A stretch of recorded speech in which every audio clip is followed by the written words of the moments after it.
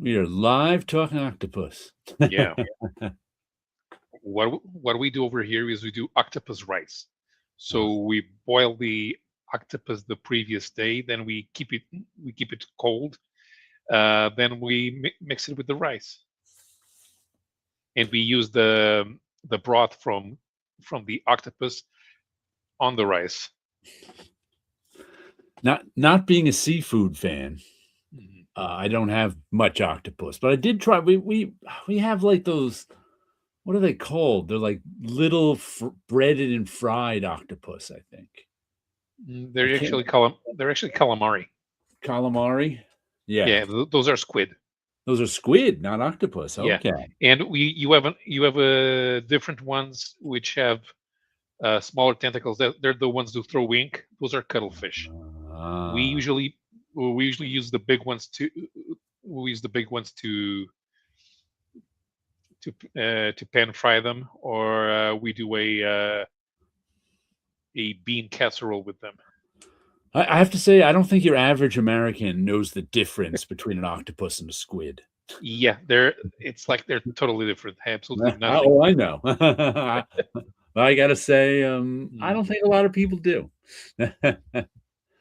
Titkovlin, get my goddamn squid out of your mouth, Alan. No, our squid are ours. We only steal your codfish. There was a documentary on codfishing yesterday, because it was really really dangerous well into the 1990s. The Mhm. boats that we used for cod fishing, and there's a lot of people who died at sea, and their bodies were were not transported back, so they were buried in Greenland, and the government didn't know about it. Yeah, I'm currently knitting squid as we talk. All Cool. right. Hey guys, just back from the mailbox. Got an Archie lot, says Comics Progressive. Yeah. Mhm. And he's got Archie lots, Charlton lots, DC romance lots. Yeah, I will All sorts of never fun stuff. ever understand Archie. Archie's only good for those sexual innuendos, as internet memes. But I That's will pretty never understand.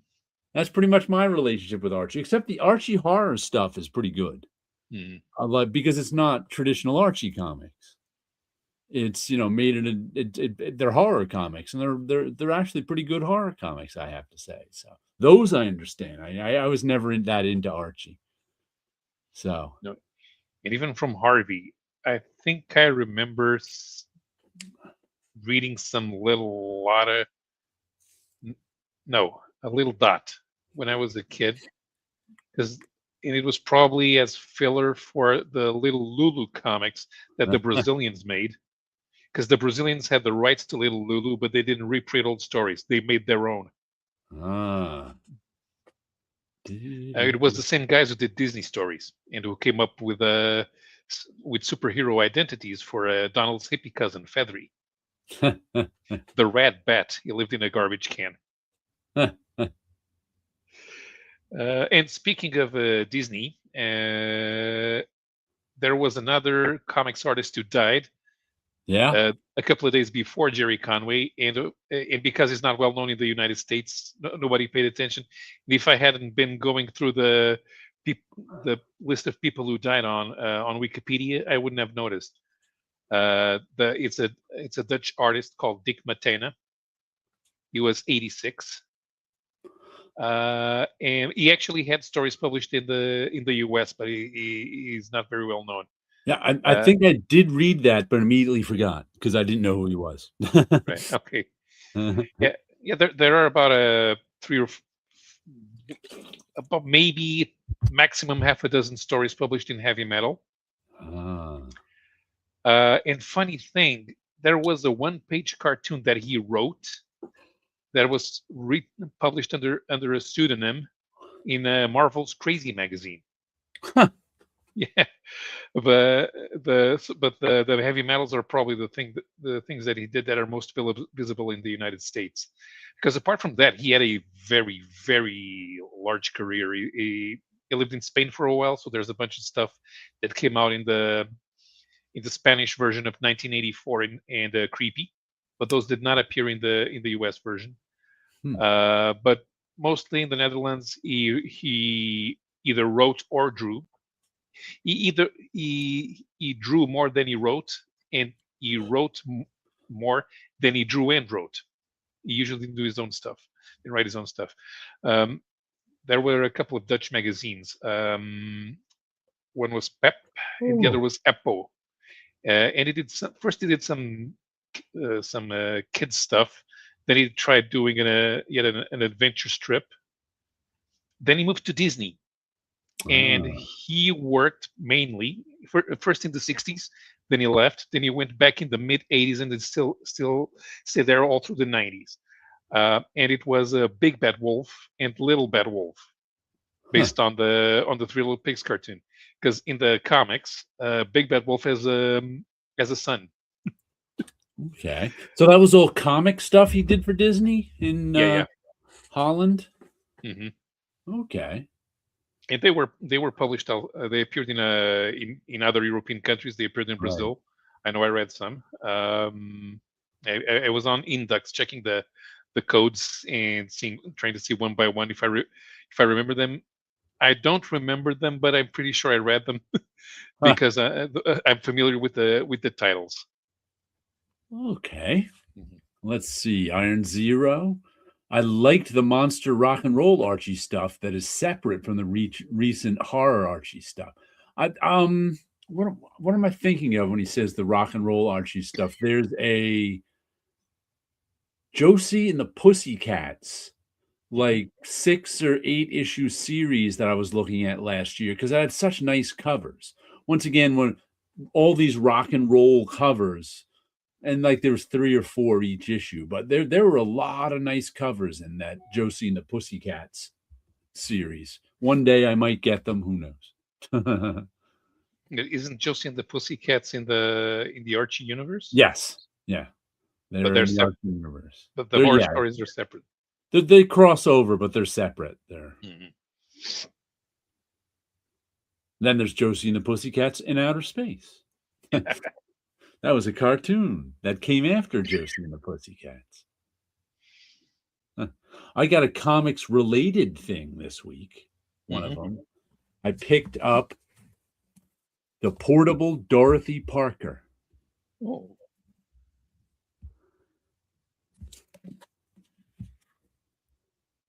By design and cartoons by Seth on the cover. My favorite, who does Clyde fans in Palookaville. He's got him on the inside jacket. And I've always wanted to read Dorothy Parker, but I never have. I've read more about Dorothy Parker than I have her work. So I just happened to be looking up Seth on eBay, and this cover popped up. And I was like, ooh, I think I want that. It's called the Portable Dorothy Parker, but it's pretty thick. So I'll be reading a little Dorothy Parker this summer. Here's Mud in Your Eye. Classic short stories. Do you know much about Dorothy Parker? No. She was a writer in the 20s and on. I think she died in the 60s, maybe. And she was part of this writers group known as the Algonquin Round Table.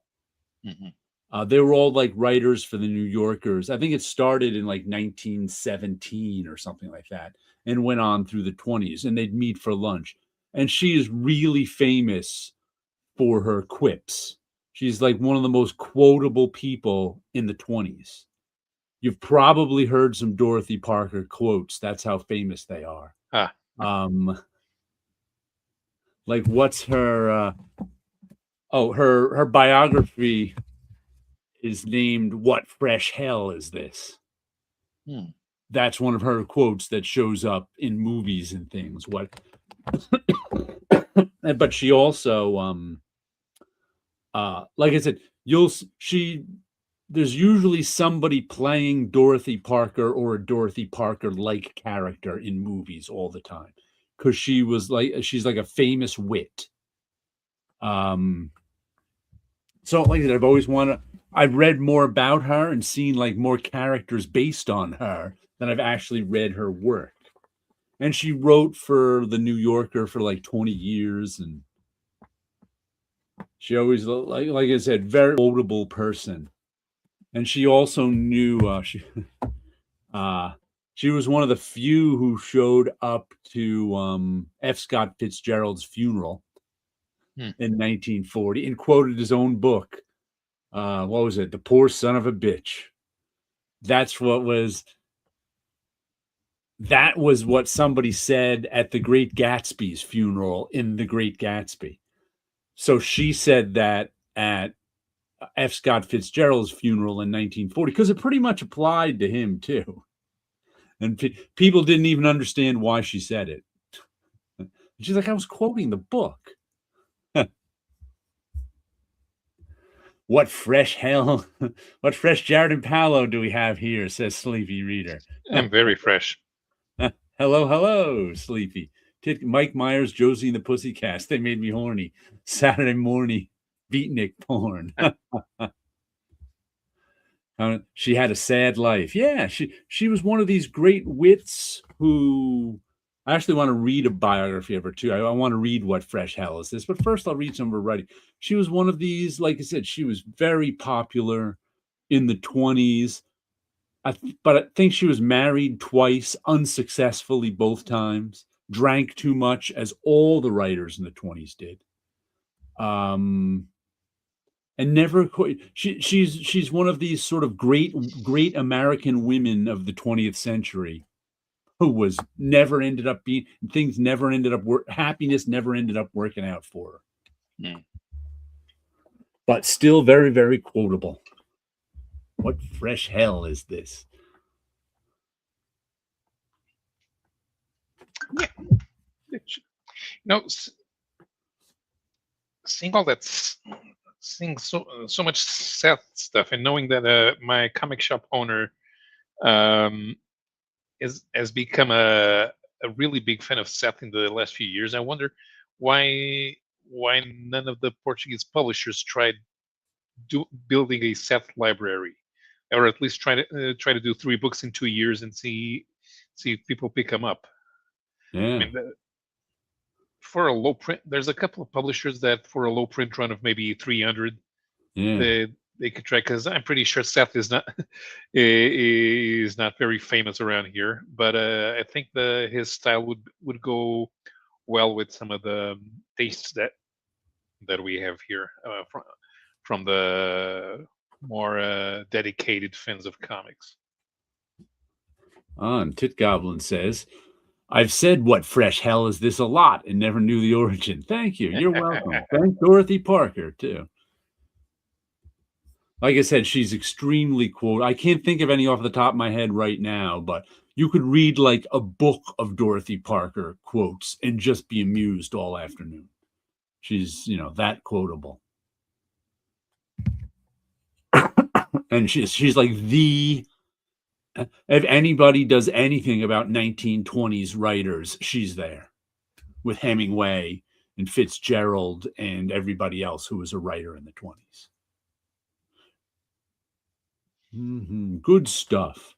Yeah, we had a similar writer, but that was in the 60s and 70s, and she was also everywhere, and she knew everybody. Right. She was involved in political movements during that coincided with the fall of the old style dictatorship and the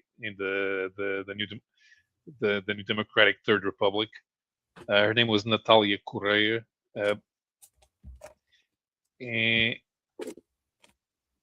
they did actually did a TV series on her a few years ago, on her and a few of the other women of the time that were influential, including publisher Snua Bickases, who was Danish, but she owned a printing shop.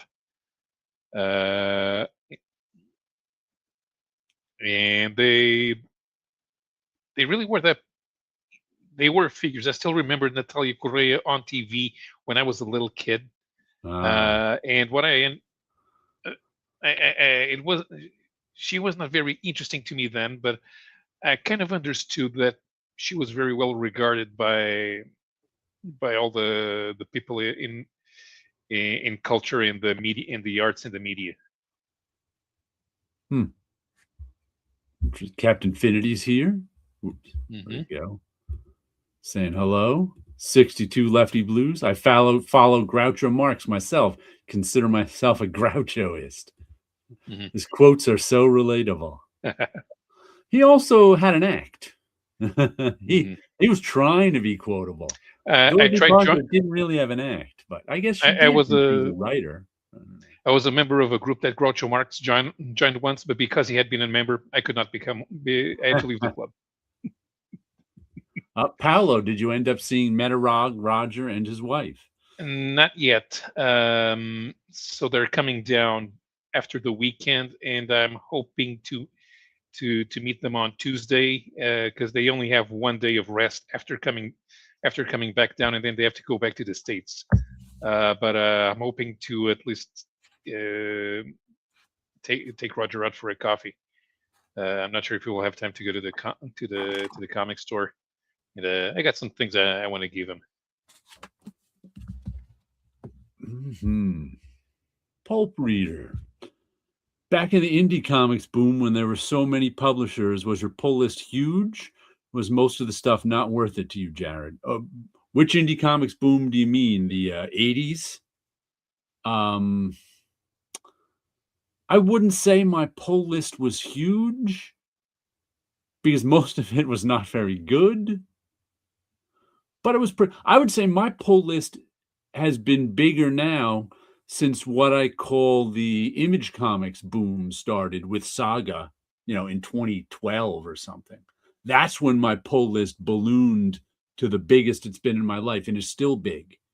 I only got 3 comics on my pull list this week, and that was the smallest it's been in months. I mean, I've been getting 8 and anywhere from, let's say, 6 to 12 comics a week for months now. And next week and the week after and the week after, I'm back to 10 comics a week. So I don't think my pull list was ever 10 comics a week during the 80s black and white boom. So, but like I said, I consider this to be, we've been in an indie boom for a while now. It may have ebbed and flowed here and there, but like I said, I put the beginning at Saga, even though there was some stuff before then. But it's like when Saga became successful, all of a sudden everybody said, "Oh, we can put out an indie comic. Maybe we'll." Saga was like the Teenage Mutant Ninja Turtles of 2012. Everybody said, "We can do that." So no, though I was just thinking about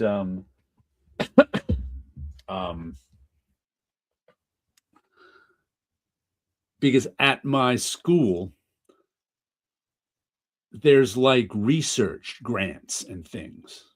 And I've been talking to one of my fellow professors about she like went to this research grant sort of talk, and I was talking to her, and I was like, I've never thought of doing research on something. What is there to research? And she's like, it turns out you can pretty much come up with anything.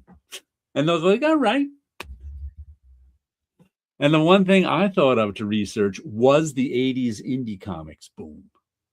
Like, exactly how many, it's crazy how many comics there were. So just this week I was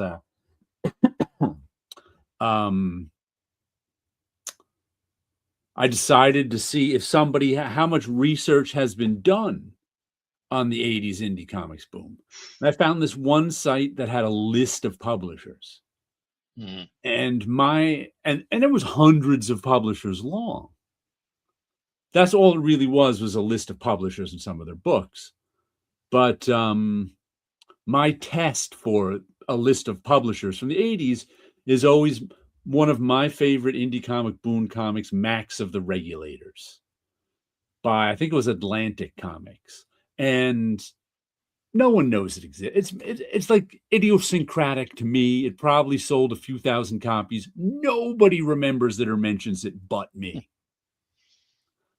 And sure enough, they didn't have Atlantic Comics on the list. So I'm like, I'm sure there's tons of things not on this list, even though that list was long. Yeah. Like, who were these people? Like, they were never heard from again, making a few issues of a black and white comic because they could, and then Yeah, gone.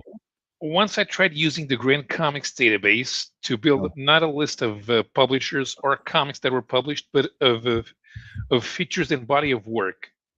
Mm-hmm. And I started in the 70s because there was less stuff. But even then, there's a problem because all of those mimeographed comics that preceded Mike Friedrich's stuff or Star Studded, they're not in the Grand Comics database. Not all of them. There are a few, but not all of them. Yeah. And those that are, they don't have. Some don't. Some only have one. Are not indexed. Some only have one of the stories indexed because that story was republished by Fantagraphics 25 years later. So, Yeah. But that's why they have that one story, not the rest of the fanzine. And the people who were making comics of the 80s were getting old now. So who were they? Yeah, and I kept going, and but then that thing started to explode in '82, and I gave up trying to do that list by the time I was in '85, and I was even only concentrating on things that were adventure or adventure adjacent. So superhero, science fiction, GRU counts, but if there was things about people talking, I wouldn't add it to the list. Right. So that would cut out about 40-50% of the comics. And even then I gave up because it was just too much. There's just so much stuff that just doesn't exist anymore. And there's like things with elves. The comics are in the Grand Comics database, but they're not indexed. Or there's like a 4-issue mini and somebody indexed 1, 2, and 3. They probably didn't have 4.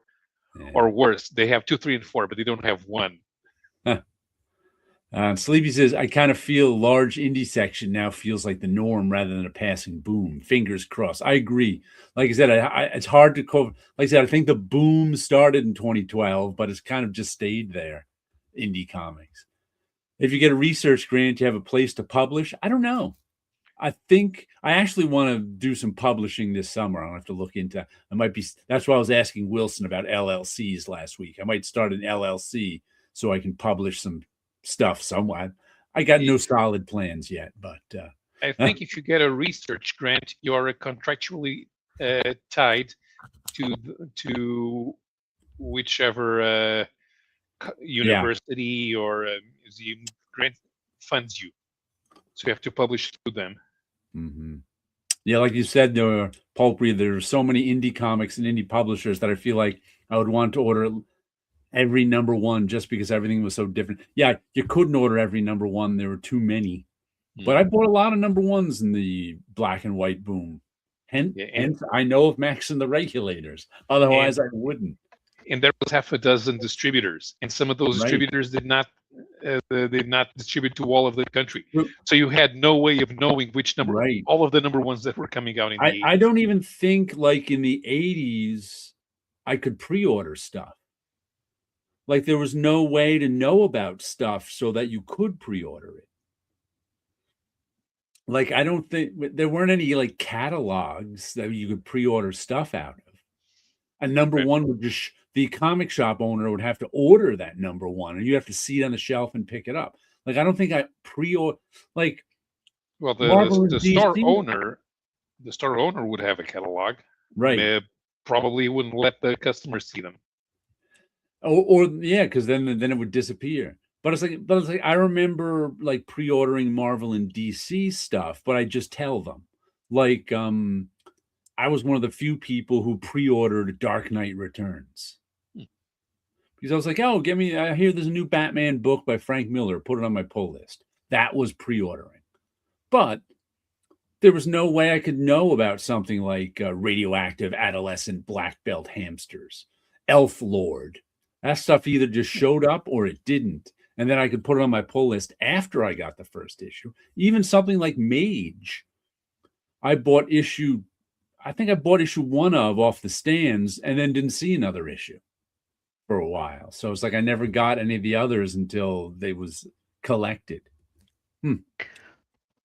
I Ticked off. recall seeing radioactive black belt ninja hamsters or whatever it was called on the shelves and having a tickle of reading the title and like, oh, this is something new, interesting. I know it's a joke on the turtles. I'm Mhm. going to pick it up, and I did. Mhm. I don't. I could almost say I do recall it how an ad, most Yeah, likely there was a house ads ad. for that because that was like Eclipse or somebody. I think so. So I recall an ad in a comic book, but again, Right. I didn't order it. I found it a treat that it was on the shelves. I remember Yeah. clearly it was on Forbidden Planet on 59th Street, down the street from my high school. And it was like, oh, that looks funny. And I picked it up. I think I had the same reaction to something like Boris the Bear. Right. I But picked I up a was lucky because a store like Forbidden Planet was large enough to right. try things, to try that out. And I'm sure it was because of how hot the Ninja Turtles ended up being that they were going to give a Yeah. chance. But I don't recall ordering a comic book or Yeah. even saying, "Oh, get this for me," because I Did you have had a no did friendly you have a pull list relationship. anywhere? Not at that time. Right. So I did not get a pull list until college Okay. is when there was such a thing as a pull list. Before that, when I was getting books, like Forbidden Planet in the 80s in my youth was not friendly, no matter which one you went to. Right, right. And I feel like the downtown one really didn't want to answer any questions. They didn't want to talk to you. Just Heh. give me the money and go. I did not know anyone who worked there. Like I went in, got books, and left. The Forbidden Planet by my school was friendlier, but I Right. didn't know anyone's name. It seemed to me there was always someone different at the counter. Yeah, I went to the downtown Forbidden Planet, like, whenever I did, whenever that was, the late '80s, early '90s, and there was just the people behind the counter and then the customers, Yeah, and you exactly. walked around and found your stuff and then brought it up to the counter. Right. There was no talking to No. anyone. There was no, hey, what are you reading? What are you Right. looking for? None of that. Was You not talked friendly with at your all. friends who came with you, that was about Yeah, it. that was pretty much it. Pretty much it. So bought the books, kind of split from my friends there. We all said goodbye. And then, Yeah, I had the 45-minute train ride home where I read all the books. So there right, was no discussing of the books at all. So I yeah, didn't really know what someone else might have been reading at that time. right, Um, by the time I went to college and I was going to the comic book shop in Dobbs Ferry, the one that Gary Guzzo owned and then sold to Rick Plummer.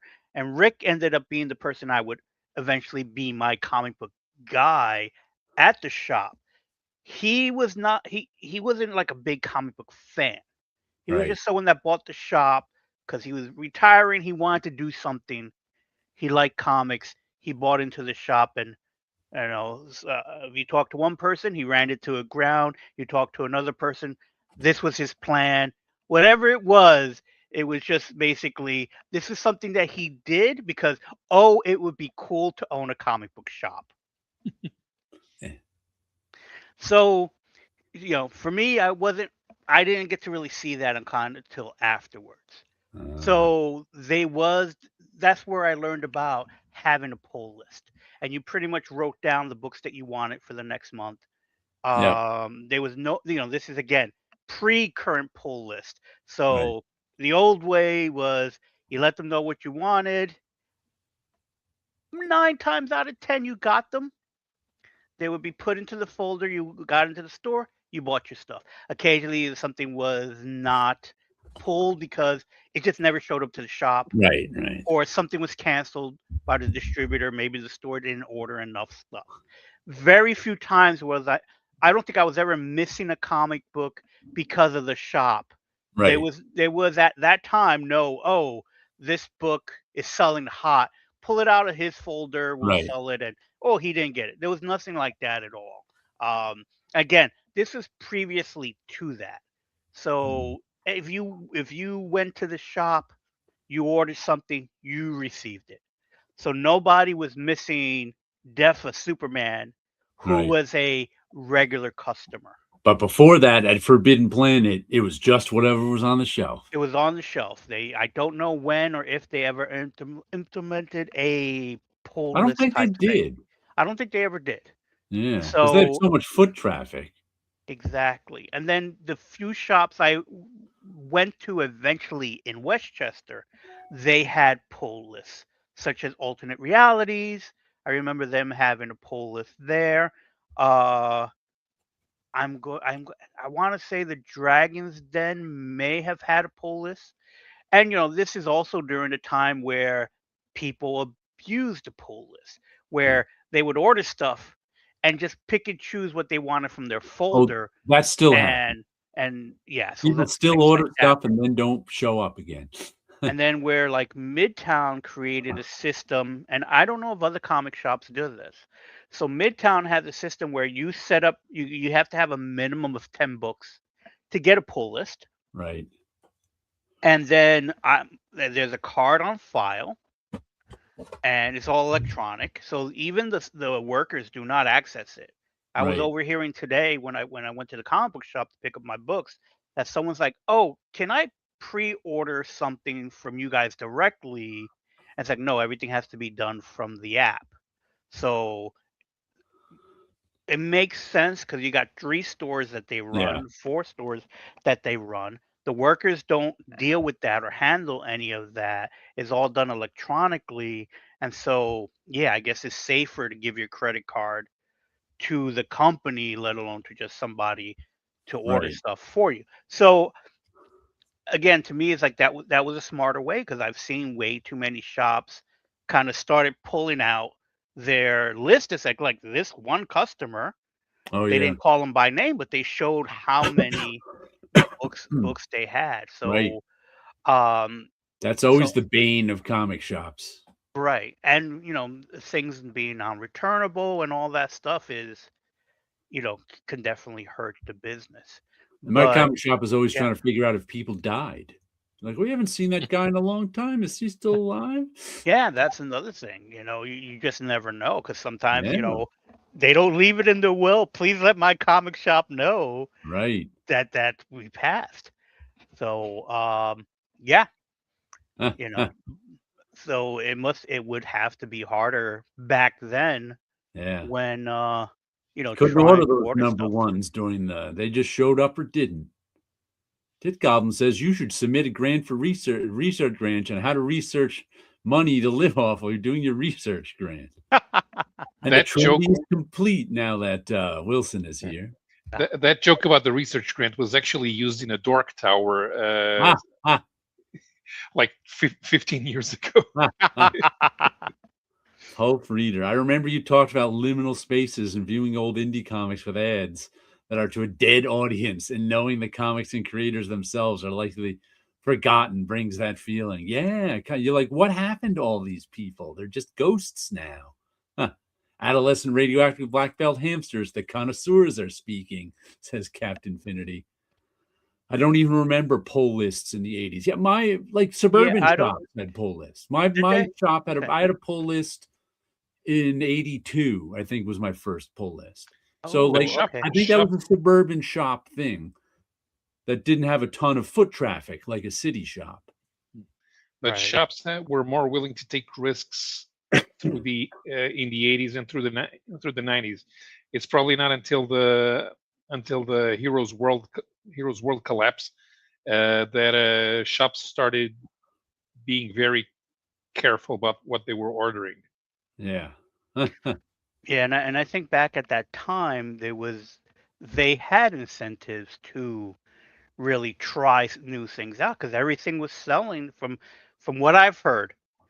Everything that had a number one that would show up would sell, Yeah. especially if it was black and white.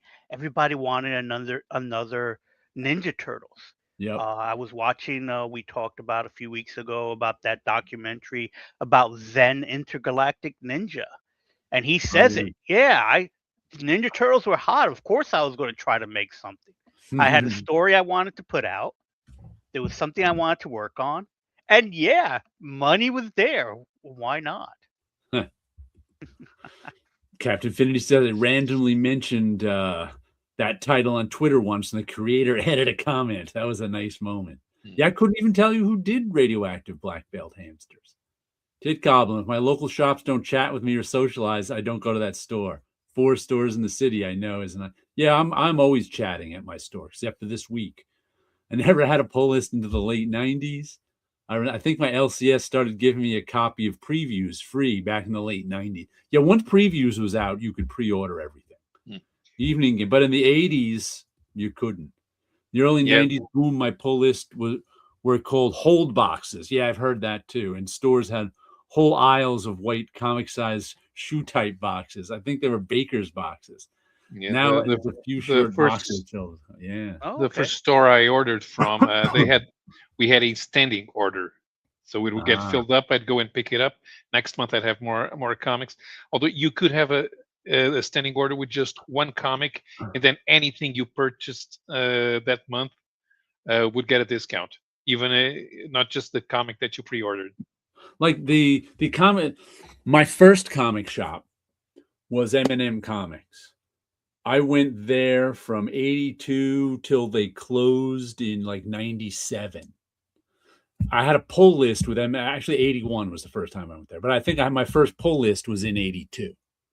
That's when I started going, right when my friend Rob got his license. He turned 16 a few months before me. We used to go regularly on Saturdays. And then what also another shop opened, comics. It was paperback exchange then. It was a paperback store. Then it became a comic shop that Jack owned. And that one, even though it's in a different town, that's the one I go to now. But Jack had it set up where if you had a pull list, you paid ahead of time. So you could put $20 on your account. And then when you came in, he just gave you your comics. And when your account got low, you just put more money on your account. But I never actually did that because I had my pull list at the other shop and I'd just come in and pick stuff off the shelf. I was just browsing at that shop for years and years and years. And when M&M Comics finally closed, I got my pull list at that shop. But since I was a regular, I didn't like. You can tell today who the old time guys are by if they're putting money on their account, because nobody else does that anymore. It's like, new customers that you can still do that there, but they don't, being it's a new, they don't insist if you have a pull list that you put money on your account, and they haven't done that in decades.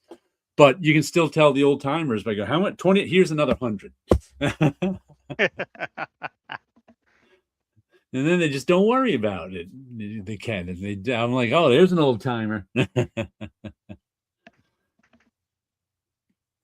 But since I show up every week, the only thing that's on my account is change. They don't give me change anymore. John stopped a few years ago. John stopped because I'm a cash. Like my friend Rob is a credit card customer. I'm still a cash customer. So if something's $26.40, he just puts minus 40 on my account, minus 40 cents. So next week when so there's always a little bit of change, either positive or negative on my account, because we don't bother with change anymore. And I always tell Roy that he's running that scam from Superman 3, is it? Where the guy was getting all the half pennies from credit card charges or something. Like, Roy's going to disappear one day with millions of dollars in his account. Pull lists in Portugal? Asks Sleepy. Yeah. No, the first time I went to a comic shop and I wanted to read the Avengers during the Heroes Return. I went, okay. So how do I make sure that I get? Okay, I want the comics, and okay, you can order the comics and make sure you always have the comics. Oh, cool. Well, you can. I can only order 2. That's okay. You only need to order 1. Okay, so let's get 2. And it was and I ordered Avengers and the Marvel Universe. You remember when they launched the anthology Marvel Universe with Roger Stern?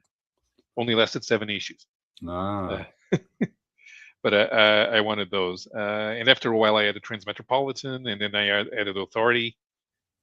But that's how I started. But they didn't need a credit card, but they did need our data. So since we have identity cards, they get our identity card, which means that if I shot on them, they can send me to collect. They can send me to collection agency, and there would be a court order, and they would call me at home, and I would have to pay them.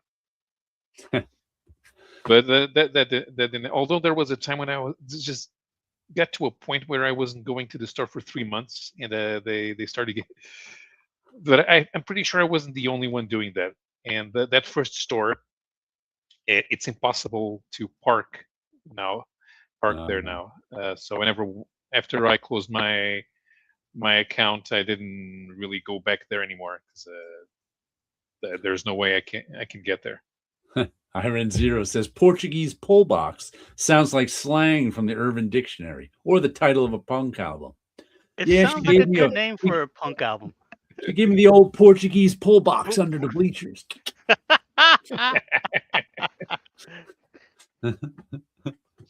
Parental advisory. Oh, you have to. That's definitely a band name or an album name. Yeah. You can see the cover. Just be some bleachers. It's a picture of bleachers and then the advisory right on the side. That so maybe some shadowy figures in the bleachers, so you can't really see. Maybe. Like, are those people back there? I can't tell. I have to tell you about one of the comics I got this week, which is issue 2 of Statics. Issue 3. Pardon me. I was trying to figure out if I got issue 2 or not. I never got issue 1. But I'm like, I think I bought issue 2 of it. It's an auteur comic by somebody named Jeffrey Lewis, who apparently has been around for years and did this indie comic called Fluff, which I've never heard of. This is Fantagraphics published one. It was there's Statics number 2 has that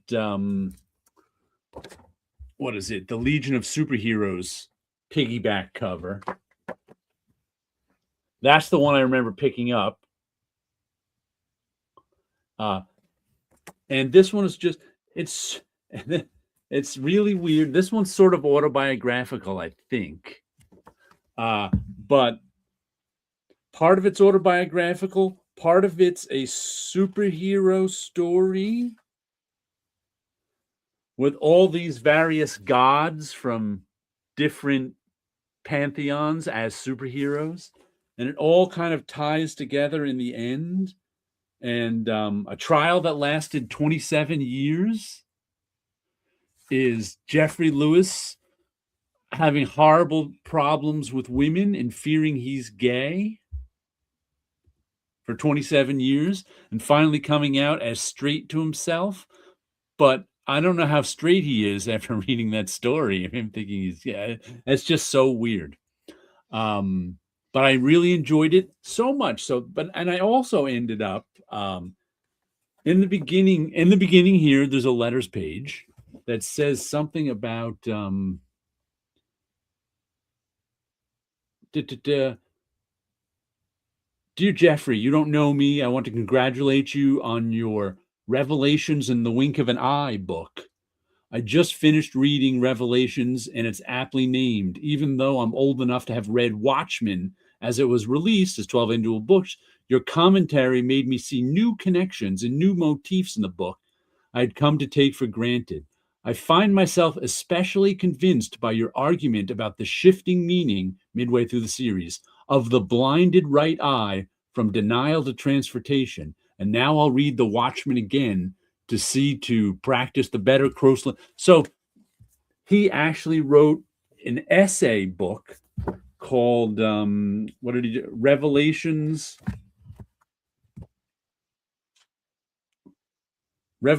in the Wink of an Eye. He wrote this big long essay on the Watchmen. So I went to his I went to his website where he's got a Shopify website, and I ordered issue 1 and that Watchmen essay book. I think it was like $20 for the Watchmen book, and it ended up being $30 altogether with shipping and tax. But I was like, oh, that sounds like something. After reading this whole long thing on him on the like this, I'm like, I wonder what he has to say on the Watchmen. But I'll find out soon whenever the book arrives here. So I really enjoyed Statics number 3. What does it say here? Please don't read this comic. I mean, I do want you to buy it because I like making money. I just have very mixed feelings about the idea of anybody actually reading it. Do you have a graphic novel called The Beats, a graphic history? The Beats? Yeah. No, I don't think so. That does not sound All right, because it's from 2009, and there's a Jeffrey Lewis. He's also a musician. He's got music you can buy of his too. Yeah, there's a Harvey Picar and a Ed Piscor in here as well, because it's not a full graph. All of the artists contribute a story. Some are bigger than others. The majority, most of the book is by Ed Piscor. Okay. With Harvey Picar, and then there's a few smaller contributions. This has got, in the back, we have Statics 1 and 2, Revelations, the book on Watchmen, Key West 99, Complete Fluff, and then 12 issues of Fluff. And then a bunch of Jeffrey Lewis is a national treasure. The even more freewheeling Jeffrey Lewis is another gem in a nearly 30-year discography. His are the kinds of songs you stop what you're doing and hang on every line. That's from the Brooklyn Vegan. Let's see. That's the contradiction that's always been at the heart of Lewis's music. It might not make you feel good, but it will always make you feel seen in ways both comforting and uncomfortable. The AV Club. So it looks like he's got 1, 2, 3, 4, 5. He's got a good dozen albums out. CDs, so a very good comic. Let's go to Discogs then. Yeah. Jeffrey Lewis. Let's see. What's his There latest? He is. The even more freewheeling Jeffrey Lewis. Bad Wiring. Yeah, he's a member of a bunch of Voltage. Bands, and most of them are Jeffrey Lewis into some things. Ah.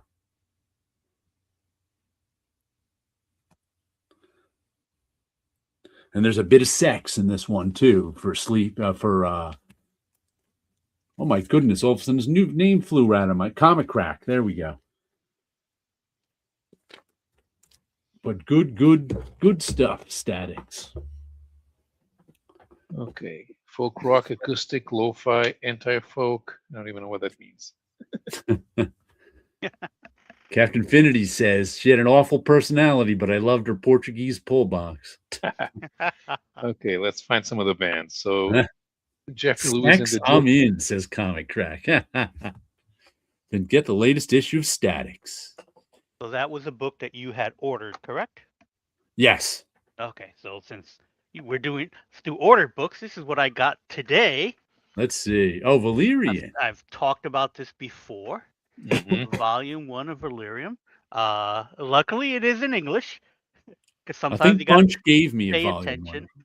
And I've been wanting to read this for a number of years now. I got it today, and I was able to just skim through it. I knew nothing of it. It has a nice little order form, or at least to know what other books are being done by this company. And this was, some people may know it as a movie that came out. Some photos at the bottom there. I had a lot of hopes for the movie. I enjoyed it for what it was. Comic Crack says, nice one, Wilson. Hope you dig it. Yes, I do plan to. I learned of them from a anime that was done. And one of the stories that the anime focused on was the World Stealers, I think it was called. It was a story in the book. Did I do not. Titan put it out? Comic Rack asks.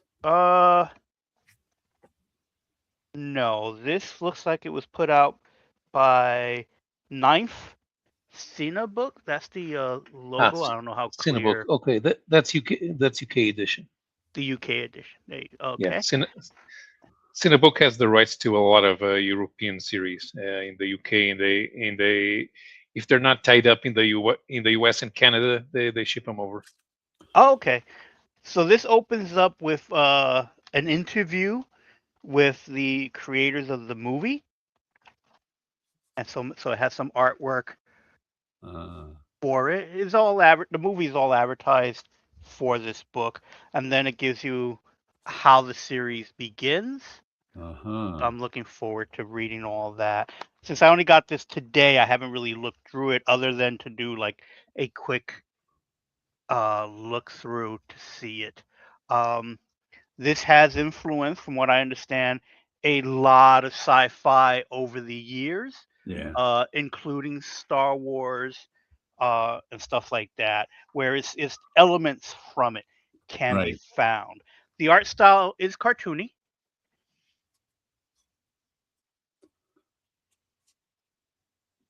Yeah, that's typical for the time.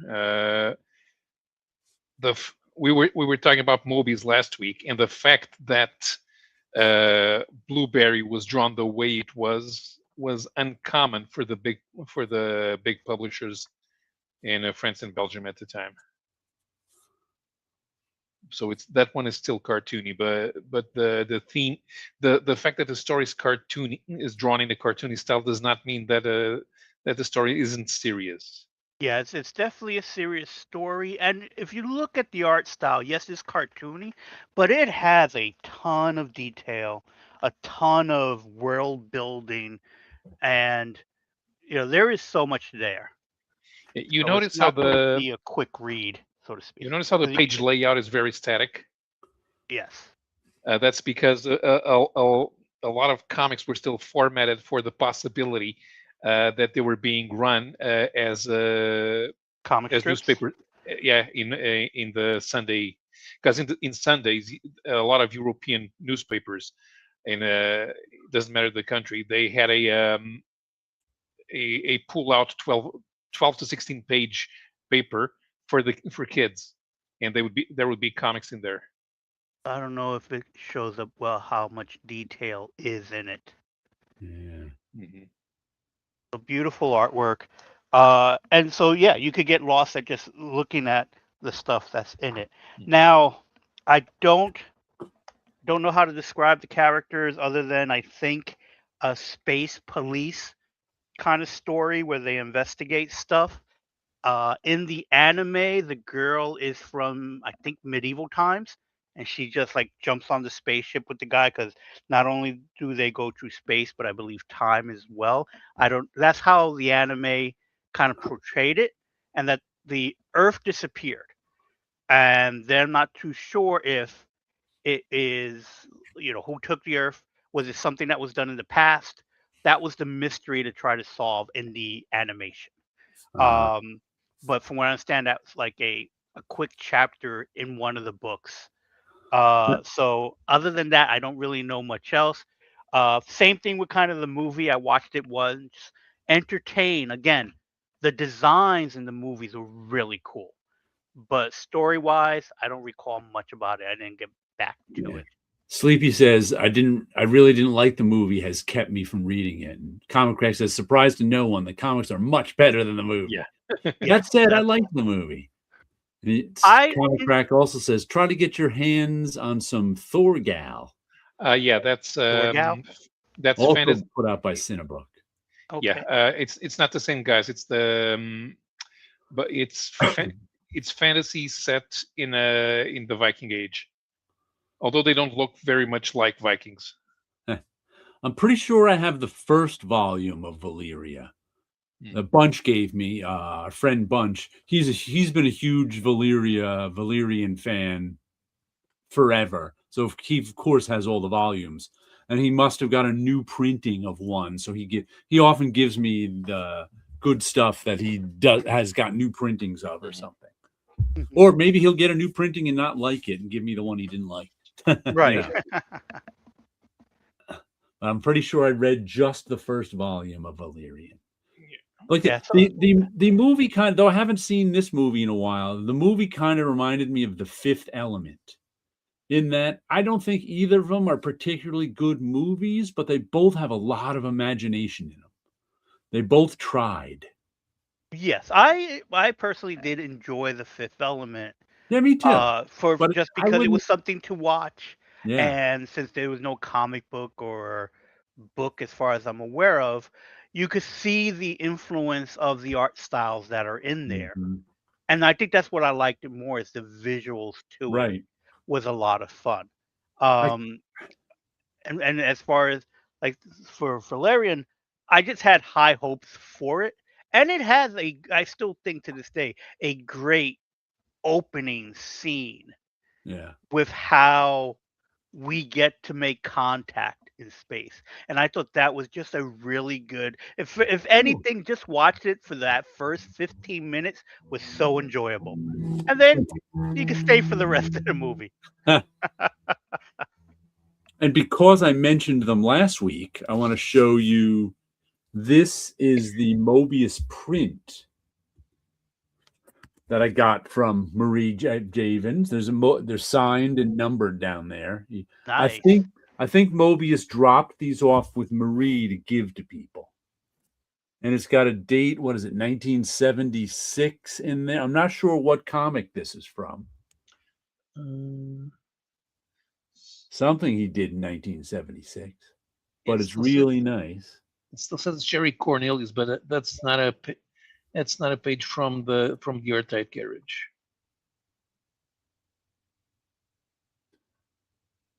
And I can't read it to tell you, because the letters are all mixed up and funny. Let me check if I can Does your find out phone what translate it? Oh, yeah, I should Google Translate it. And also, since I mentioned this last week, this is the book Mobius Memories that I mentioned. Once again, got this at Marvel, probably from Marie. She was the editor on it at the time. And Alien Artifacts. It's just a Mobius art book. It's got some short one-page comics in it. See, Alien Artifacts is one chapter. There's some color stuff.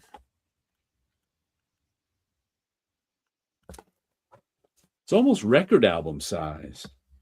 There's some stuff in the back. There's pen and ink. What else do we have in here? Oh, there's a double page one. Not quite sure what this is. Death at the Opera? It should be on this side, so I'm closer to the mic. What else do we have here? Oh, that's the Screaming Stars. Here's a couple of comic book pages. Once ago, they must be just one pagers. Oops. Tough to see past this giant book. I think there's there's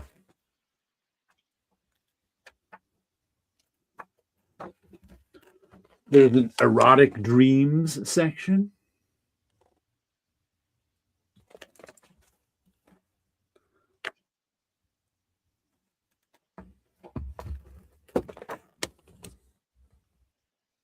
There's that side and that side. But this is just Marvel put this out in, let's see, 1992, Star Watchers graphics. Jean Mobius Giraud, Jean-Marc L'Officier, and Randy L'Officier. Translators, I don't know if that, Marie Javins, Carl Potts. Pascal Guichard is the designer. Joe Kaufman is the designer for Epic Comics. Mike Heisler did the lettering. Oh, Jerry Kalinowski and Michael Krager get a special thanks. They must have done the production in the bullpen. Yeah, makes sense. Allison Gill, too. So I just figured I'd show that off a little bit since I mentioned it last week. I have to check because I don't know if because I saw that cover so many times, if I actually have a copy or not. You're not You know, sure? because it might have been because we had those posters all over the place at Marvel, Yeah. and I know we had to have copies of it in the library, and so there was a time where I would always see that cover, and it would be Right. like you would always see a Mobius cover on the stands popping out because it's such an iconic look to it. It could be that I saw it every time I went to the comic book shop when I went to Jim Hanley's Universe. So they would have copies of it there too. So it's like I don't even know if I actually own that because I Yeah. couldn't for the life of me tell you where it would be. Although I kind of know where all my graphic novels are, and I Huh. know I haven't seen that in the collection. Huh. Comic crowd. Oh, he's giving us a little Steve Martin here. French is difficult. They call an egg an oof. It's like they have a different word for everything. Yeah. You know, the hard thing is when Parisians are speaking in nothing but Parisian slang, Yeah. and not even the other Frenchmen understand them. Yeah. I am not a Frenchie. I am a Belgie. Still one of my favorite murder by death lines. The Hercule Poirot mock character. I forget his name. Who Peter Falk kept calling Frenchie. It's like, I'm not a Frenchie. I'm a Belgie.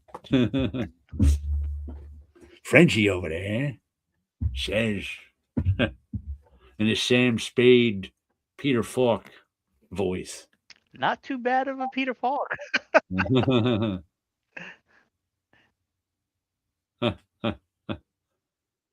I made it to the comic book shop. All right. And I picked up the last 3 weeks worth of books.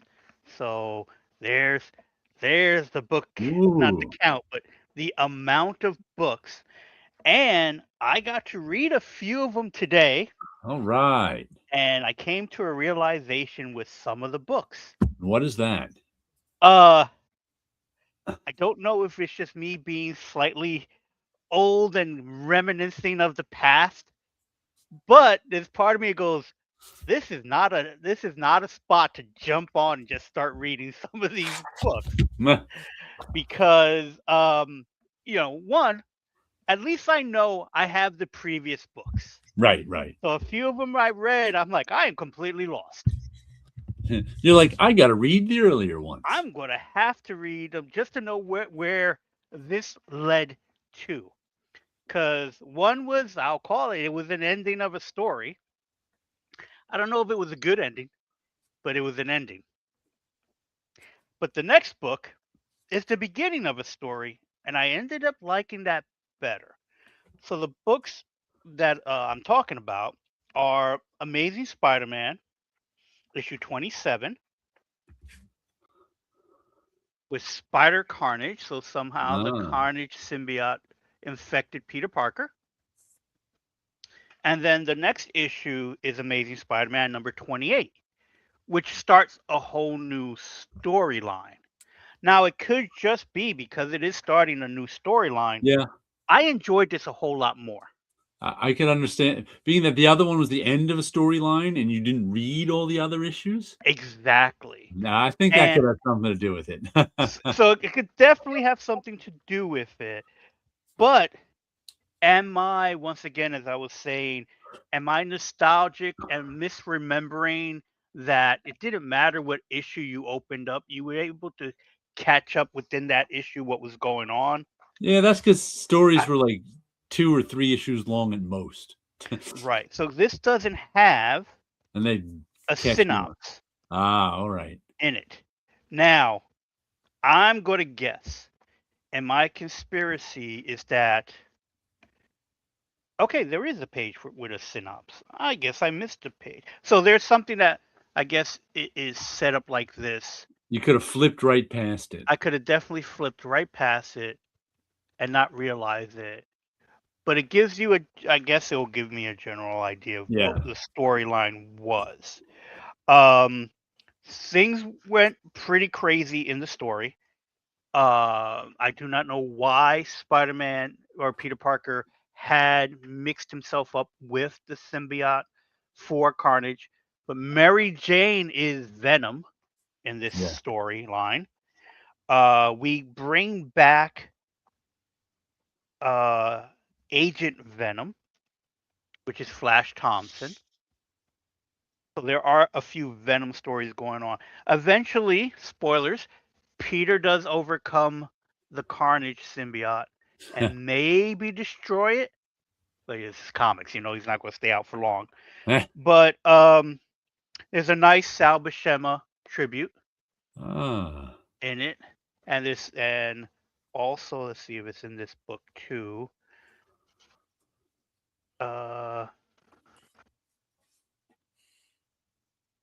Okay, I guess it's not in this book.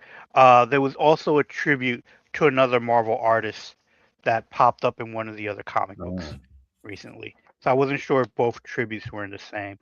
And then they're going after this guy. That's Death Spiral is the character who has, I don't know if he was the Shocker or he has access to Shocker's items. And we get so the story that I could definitely say I was lost. I recognized the characters, but I do have the whole series, so I could sit down and read it as a whole thing. Yep. On the flip side to that, as I mentioned before, is Amazing Spider-Man 28. I got more information about that previous story in this story. Because he kind of like he's sitting in bed and kind of going over in his mind the stuff that happened recently.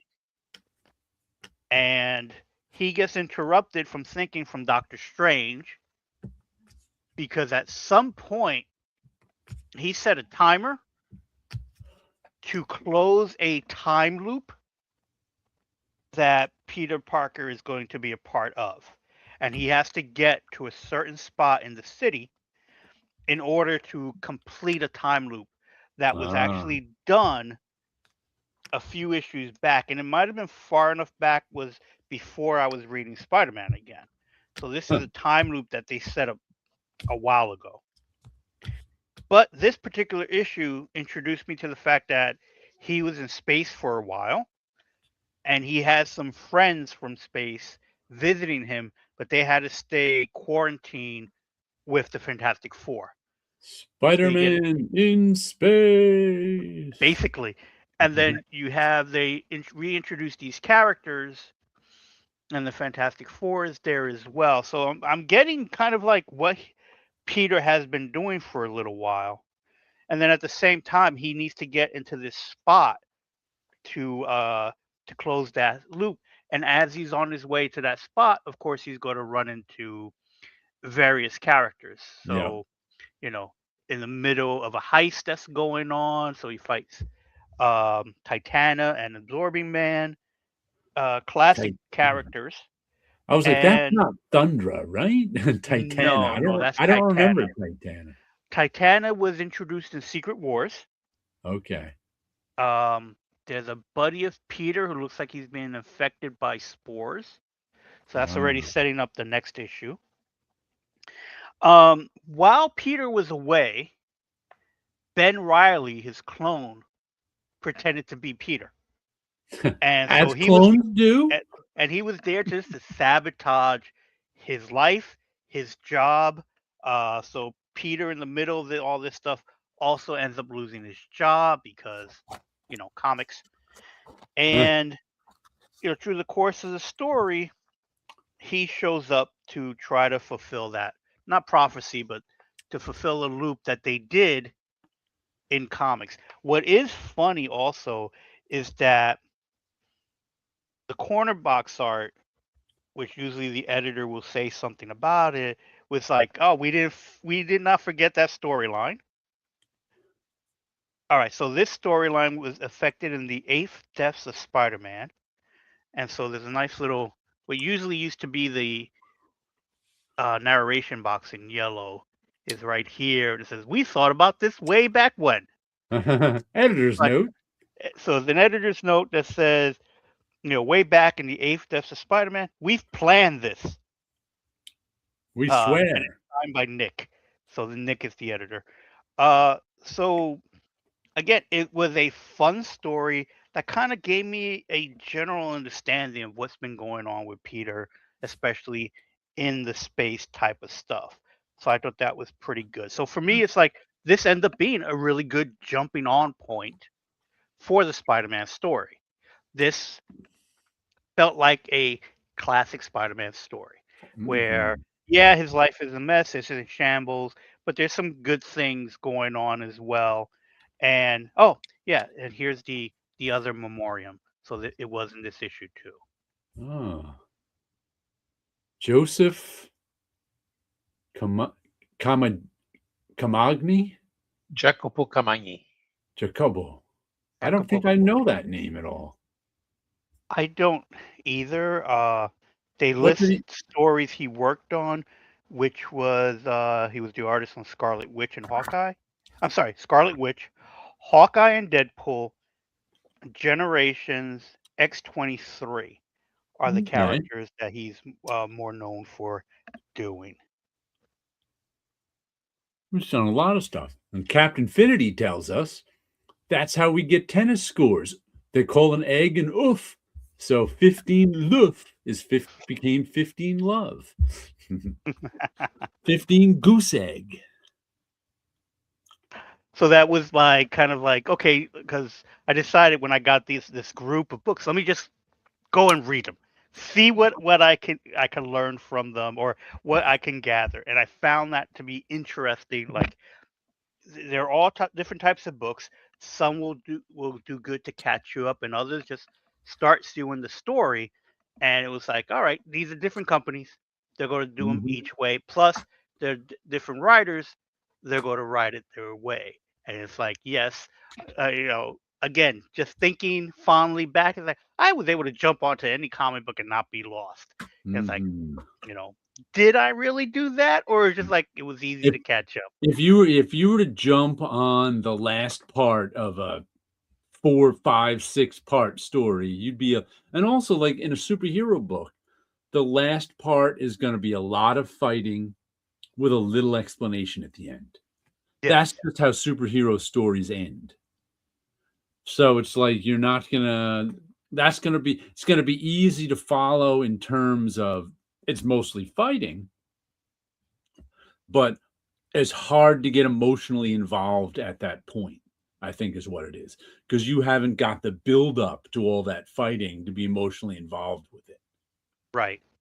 And Mhm. then that leads me to the book that made me slightly annoyed Yeah? than anything else.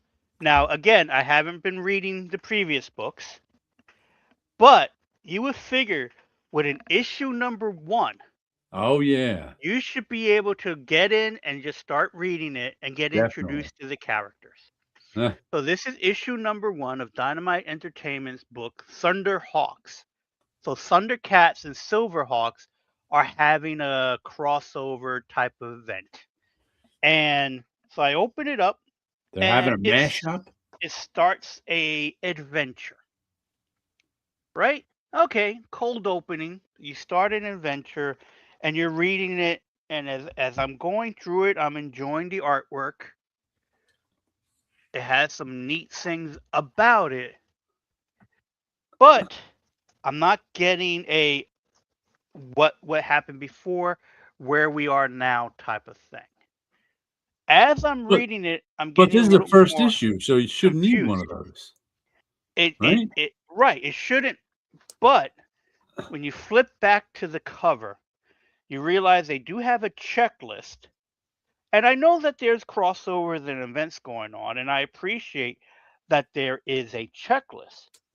The problem is this particular story, I believe if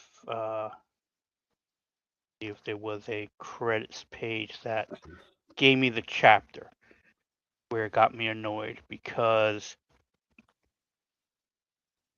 seems like this particular issue is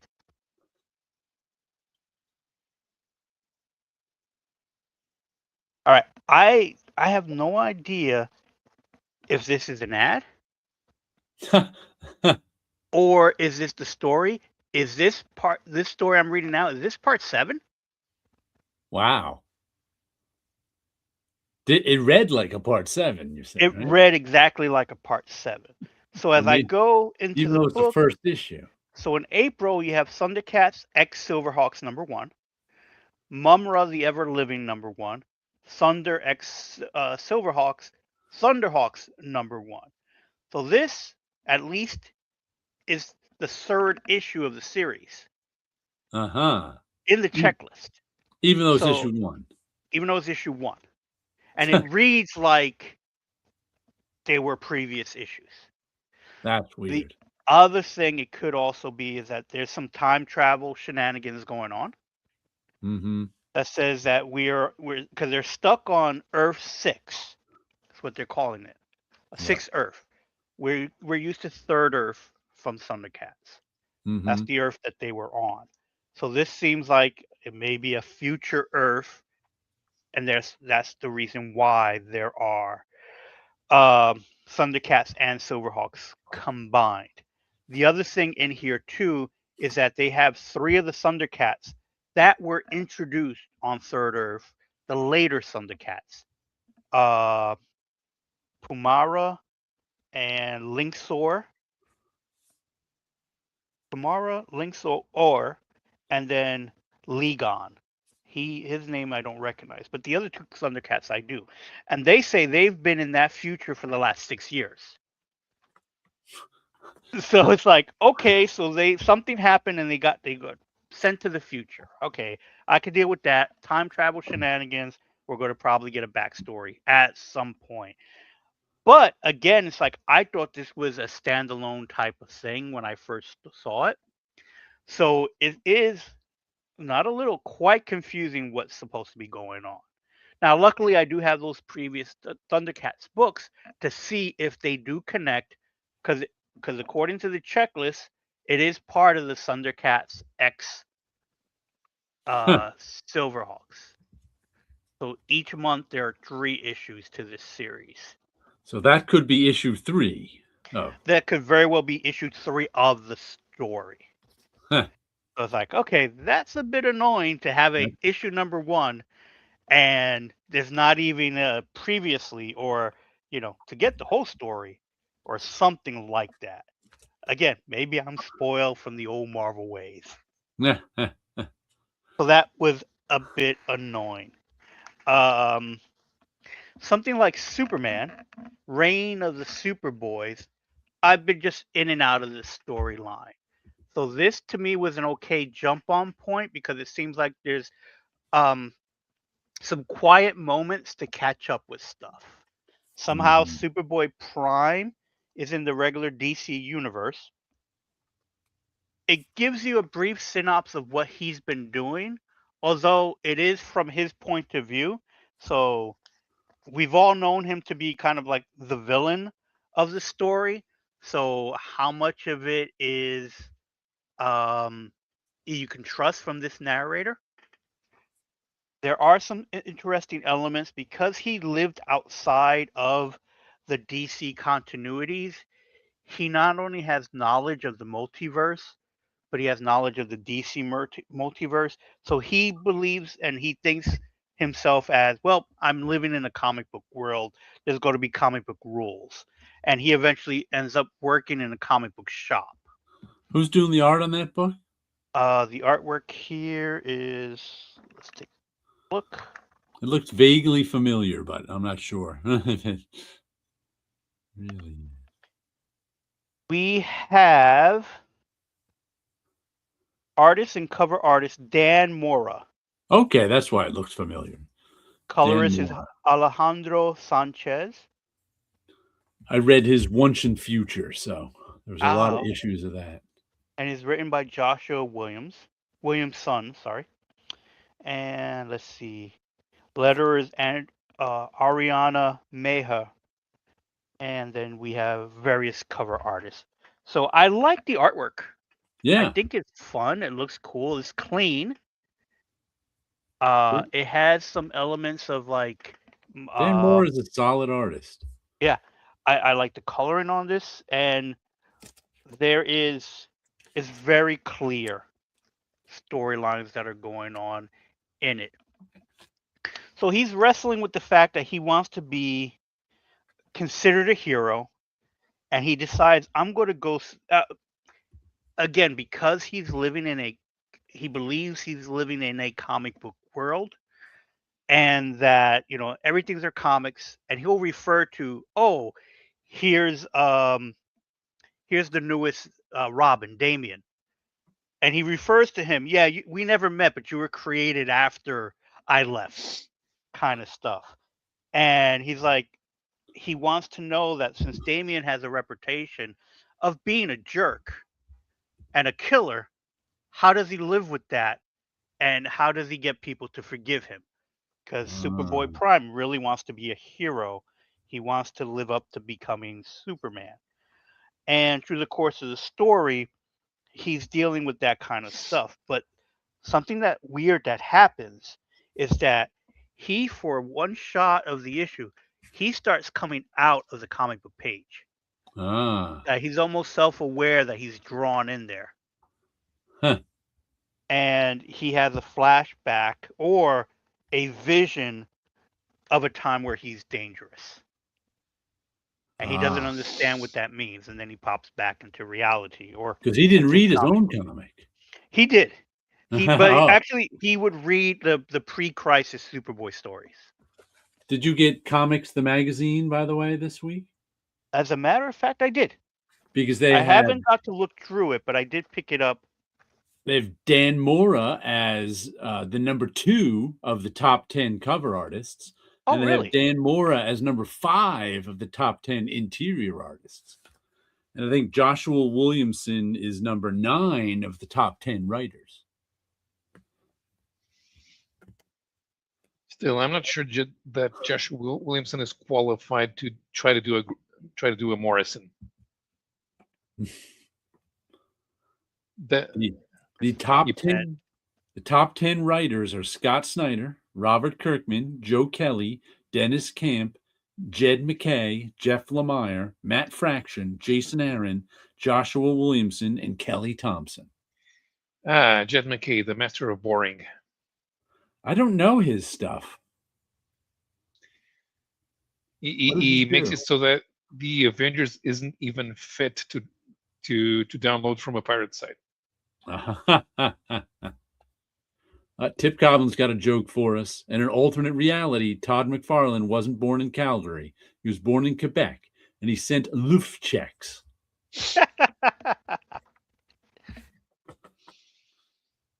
Oh, and this was the hot free comic book day book I saw on online. Dungeon Crawl Carl, who Sleepy Reader said it was a series of fantasy novels. Yes. And I think he said a series of video games, did he say? But this was the hot, it was going for $100, the free comic book day version of it. Vault Comics. Dungeon Crawler it's based on it's based on it kind of has D&D rules. Okay. And so he got put somewhere where he has to go through a dungeon. But at the time, he was like in his, like he was awoken and ended up in this place. So he's in his shorts, in his boxer shorts. And the only companion he has is a cat that I think belonged to either his girlfriend or roommate. Because of being in this world, he's trying to save the cat, and the cat's being a cat, so it's difficult. doesn't I don't know if Earth even exists anymore, if he's stuck there. And so they have like D&D rules going on within the story. The novel is very popular. The book novels, I actually have them. I haven't read them yet because I'm in the middle of reading something else. And so the character has a lot of fans for it. Uh, And so a lot of fans are really waiting for the comic book, and there's a toy line being made as well. I don't know about the video game. That's something I wasn't aware of, but I am aware of like the popularity of the character. And it was like, if like I don't do free comic book day unless I'm invited yeah, to do there's signings and stuff like that. But free free comic book comic book day is for the day, people who aren't regulars. right? So it's like I don't need to know where my local comic book shop is. I know where it is, and one of those things like So for me, it's like let them find new fans that way. I They don't already need to have us go. as customers. They don't. Yeah, exactly. The free comic book day is not for me. It's for it's for new customers to discover books. And yeah, and that's one of the books that people like, from what I understand, going crazy to get. So That just reminds me, yeah. I mentioned earlier, sort of cryptically, that I didn't get to talk at my comic shop this week much. That's because there was a high school class field trip there. Okay. So it was a bit chaotic. There was about Right. 10 or 12 high school students all in the shop. Looking around, being excited about being in a comic shop and not in school. Right. And John, who was working there, was a bit harried. I could understand that. And like I've done a few free comic book days at shops, and you could see how haggard it gets. Like I've done a few of them where I'm the local artist that Right. come and see a local artist, and for the most part, most people have a lot of fun, and most kids are pretty respectful. But you'll get a few little SOBs that it's like, oh, what are you doing here? I'm a comic book artist. I do this, this, and that. Never heard of you. It's not my fault. You need to get out more. What are you doing? I'm doing sketch cards. Can I have one? Whether, sometimes there's some for sale, some are not. I think that year I was doing real quick ones. And it's like, yeah, you can have a free one. And he proceeds to try to take them all. It's like, no. As a matter of fact, no. Pick one that you can have. No, I don't know. And holding up the line for no damn reason.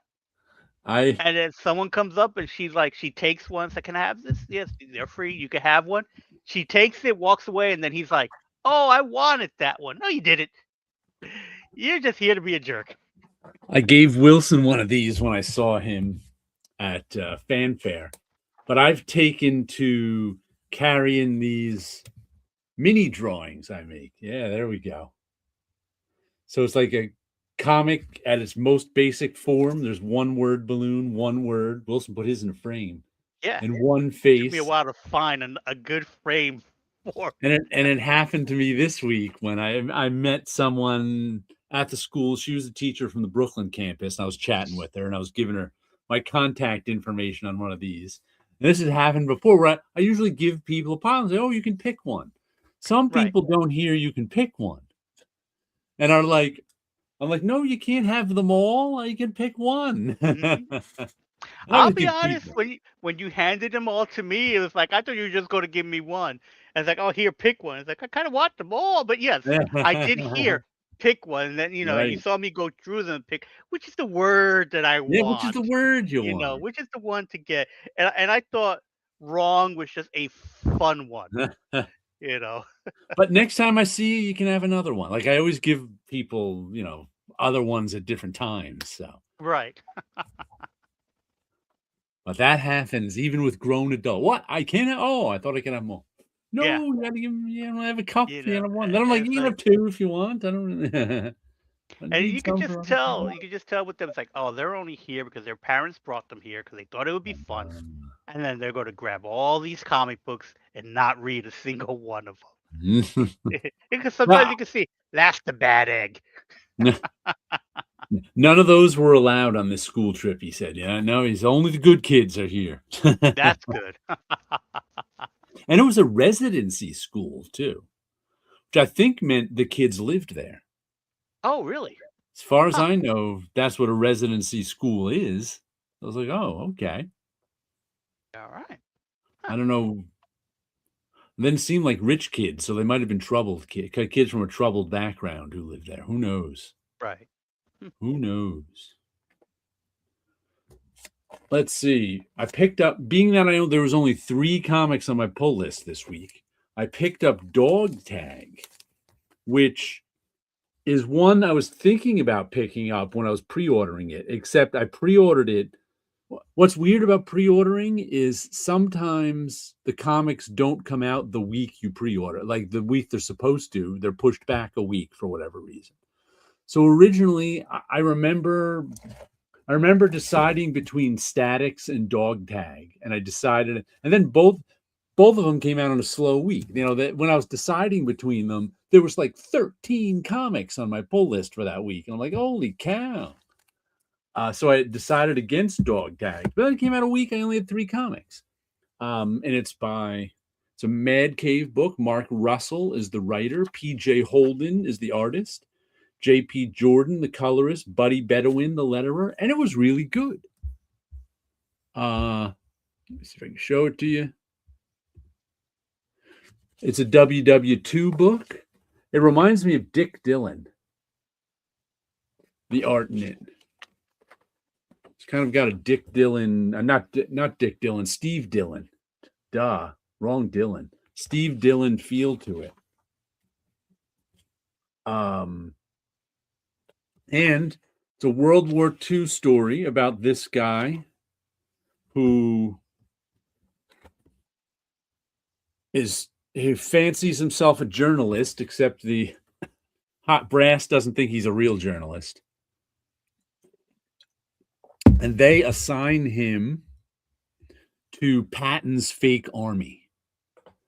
On D-Day, I don't know how much you know about World War II,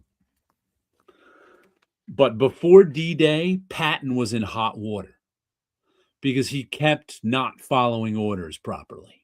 Kept winning, but he also kept not following orders properly and pissing off General Montgomery, who was the British general, who was a good general but a bad ally. So they kept having to keep Monty. I can still remember this one World War II game I had, like a card game, and one of the cards was Patton steals Monty's gas. Because Patton liked to keep his tanks moving. He believed in speed and attacking. And Monty believed in overwhelming force. He believed that you don't move until you're sure of victory, until you have, that was his doctrine, the doctrine of overwhelming force, which actually is good generalship, but it's bad for the Allies when they're moving and you refuse to move because you don't have overwhelming force yet. So when he's running that doctrine and Patton's running strike hard, strike fast, there's trouble. But anyway, Patton got recalled from France just before D-Day. The Germans couldn't quite figure out what was going on because they couldn't believe that the Allies would pull their best general off the battlefield for no reason. So the Allies used Patton as a decoy. Is it Calais? The shortest distance between England and France is in the east of England. Yeah, Calais to Dover. Calais to Dover. So they put Patton up there. They wanted the Germans to think that they were going to attack from there, and meanwhile, they're going to attack in Normandy. That was the whole plan on D-Day. So this guy is up there in Dover with the inflatable tanks and stuff, and he's supposed to be writing articles to make the Germans think that they're going to be attacking Calais. And he's not happy with it. And the first half of the book is good, but it's kind of funny too. It's this guy in war. But then the second half of the book, D-Day happens. he gets sent down to wherever the boats are coming back with the wounded. That's why it's named dog tag, because he has to take one of the dog tags off the dead and collect them all. So all of a sudden, he's like assisting the doctor, and it gets real serious and real sad. Right. Because he's assisting the doctor, and he's like, you know, and he still doesn't know D-Day has happened. The doctor's like, yeah, D-Day has happened. This is it. Because that all the wounded are coming back from it. And then I think next issue, he's going into France. But really good first issue. Liked it a lot. It started out kind of funny with him having to do this stuff he didn't want to do. And then, like I said, it went from funny with him doing stuff he didn't want to do to really sad with him doing stuff he wanted to do. Let me see, see if I can refresh my memory of where it ended. Nope, that's the other book. That's the preview book. Oh, yeah, it ends with him going across the river, and it says, the war is real. In fact, it's the only thing that is. We are a figment of its imagination. Just little names stamped onto metal sheets collected by someone who barely had time to read them. Tags once pulled that disappear forever. We are the ghost army. So I guess he's going to be collecting the tags of the dead in Normandy after D-Day. So we'll see how this story goes, the ghost army. And there's a back cover of the men landing on the beaches. But really good first issue. This one's going on the pull list. Usually these Mad Cave things last 4 to 6 issues. So Something like that, yeah. Glad I picked this one up off the shelf. Dog tag. Let's see whose name is in this. I'm still looking for Leah Pelosi's name in any of these things. Editor John Moisen. Book production, Camilo Sanchez. Always got to read the production guy's name. Yeah, at least they're putting them in there. Yeah.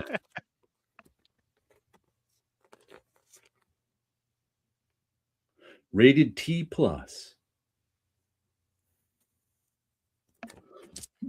Good war book.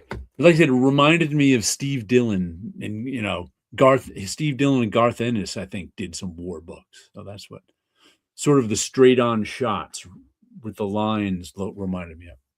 Dope Comics. What's up? What's up, my guys? How are you doing? You Welcome. Just missed me going over Dog Tag. I know he commented on my book. He got this too, and I really liked it. I'm going to get more of it. That's the short version for you.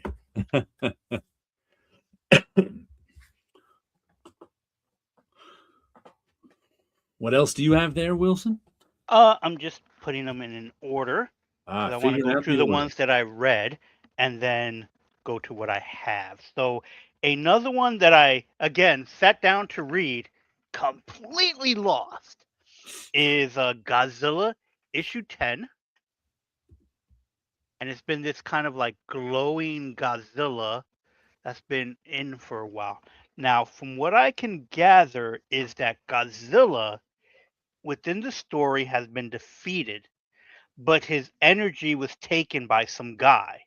So the Godzilla that's on a rampage is actually a person controlling the Godzilla spirit, for lack of a better term. So there's a group of humans that seems to be able to either control or be attached to various monsters. So even though this guy is controlling Godzilla, he can't really control the anger and rage that's going on. So he seems to be just as dangerous as Godzilla. We get an appearance of Jet Jaguar, who's a robot who seems to speak very similar to Bumblebee, where it looks like he's tapping into some music somewhere, and he's using that to communicate. That's the only thing I could figure out is why that's on there like that. So I definitely do have to go back and see the other books to really understand what's going on. But the artwork is pretty nice. You got some monsters in there. There's Rodan and a new monster that I'm not aware of. Who's doing the art on that book? So the artwork that's on this is Geda Bellavicio, if I'm saying that correctly. Giada Giada? Giada Belviso. Giada. I know that from the TV artwork. show. Her Different cooking Giada. show. So Giada. again, a lot of monster action going on. So I do have the previous books. So I will definitely go back to read the story. But again, there are things in here that's kind of been giving me clues of what's going on. I find the lettering on this very interesting because everyone who's talking has a very distinct, or the bubbles are very distinct to them. But I am not too sure if that's just a style choice, because it seems to be everybody has that kind of balloon. Let me see. Yeah, because even in quiet moments, they all have that type of stylized balloon and tails. Uh-huh. It's visually interesting. Maybe that's all the spirit people. Maybe. I am not too sure.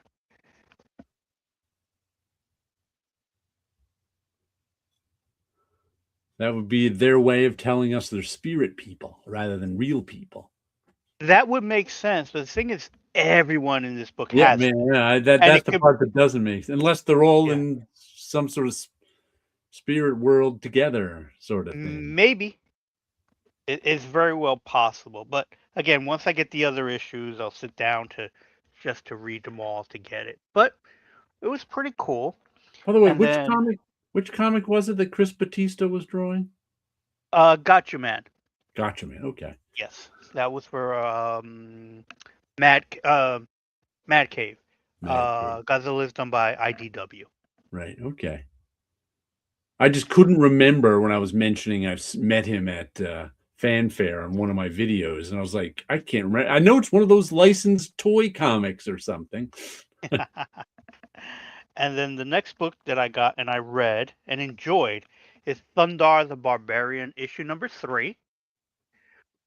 There Uh-huh. is quite a few things going on within it. I need to read the first 2 issues again, but this one is jumping around in the story because it does open up in 1994 when NASA or people on the space station realized the comet was coming to Earth.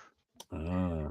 So the comet goes between the Earth and the Moon, and it breaks the Moon apart, and does destruction to the Earth. So we get to see it from the viewpoint of some astronauts that was on a space station, and the comet came out of nowhere. There was just no warning or anything like that. And then you see some of the destruction on Earth. Now, in the Sundar universe, you have some wizards, and it seems to be that somehow the wizards have been or started to tap into the energy of the comet. So they may be some time travel shenanigans going on because within the course of the story, we have some jumping back and forth to what may be going on in the current time. Uh-huh. A bit of an origin for Another.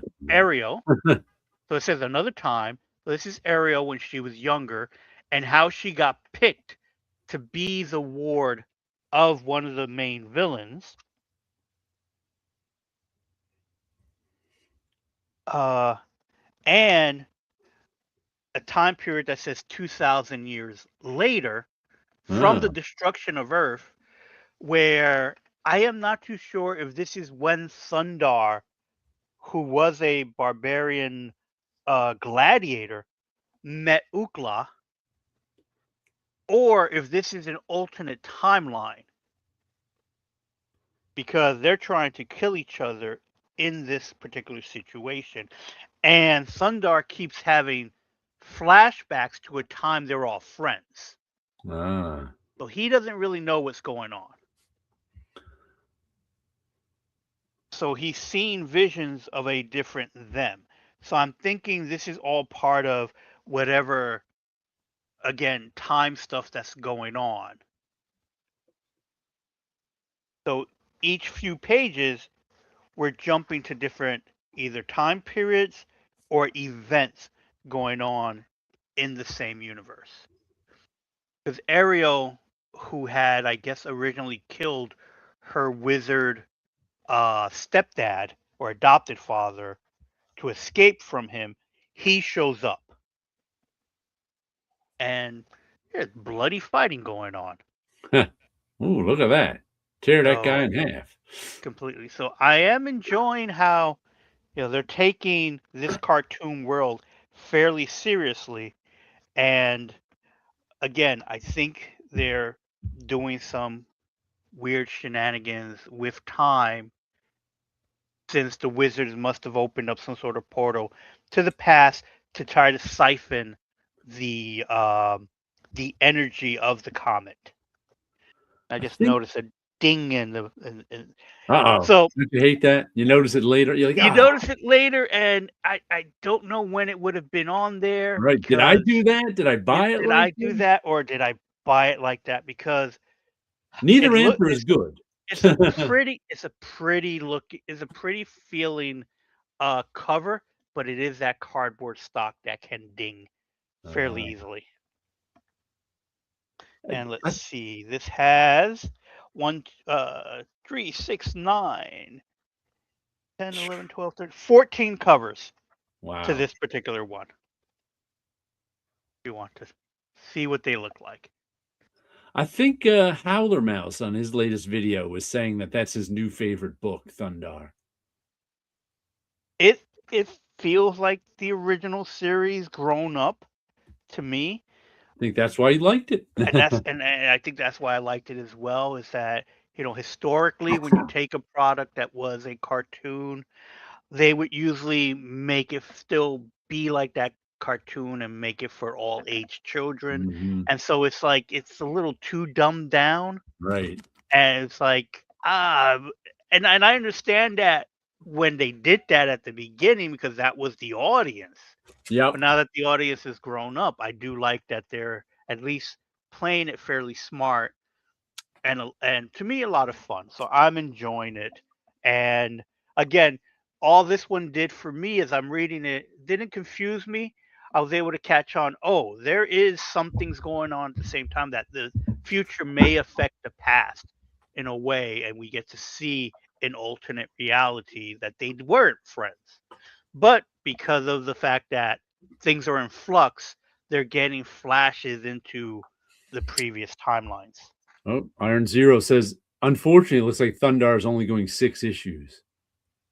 If it's a good story, I can accept the 6 issues. Right. And Mad if it's Cave brings things back. Yeah, well, that's Dynamite. Oh, So, Dynamite? Yeah, who knows yeah. what they might not even make it to 6 issues, Dynamite. They might You never stop know. at 5 and you never get the last issue. But so far, it has been my favorite book that was a cartoon.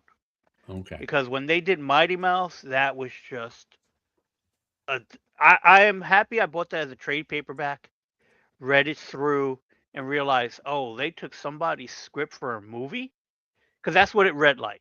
It read like a movie that was bought and then shelved. And then someone found that shelved movie. Because I would have hated it as a movie. Because it was just such a bad comic book. Off of what I felt was a classic good cartoon. I've heard that sales weren't great. I've seen that's strange. I've seen it, at least I've seen it a lot on YouTube. I don't know how. Yeah, I've seen a lot of people saying how much they have enjoyed it. Yeah, and that they've been looking forward to it. Yeah, who knows? So, that's just the circles I run in or not.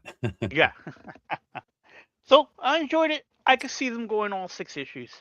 So I got something in the mail this week. Let me show you this quick. Dean Haspiel's Kickstarter, which you can only get from him at shows, I think, and a one-man anthology. Dean Haspiel, deep cut, really nice stuff.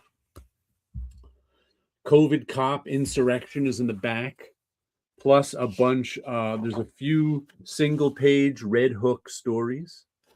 which is his Brooklyn superhero. Tough Crowd, which is this big head there guy is a comedian. Chest Face, there we go.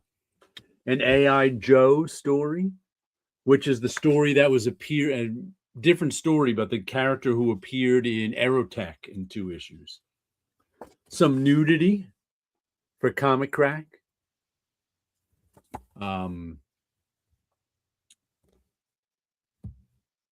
I think like some color stuff in it.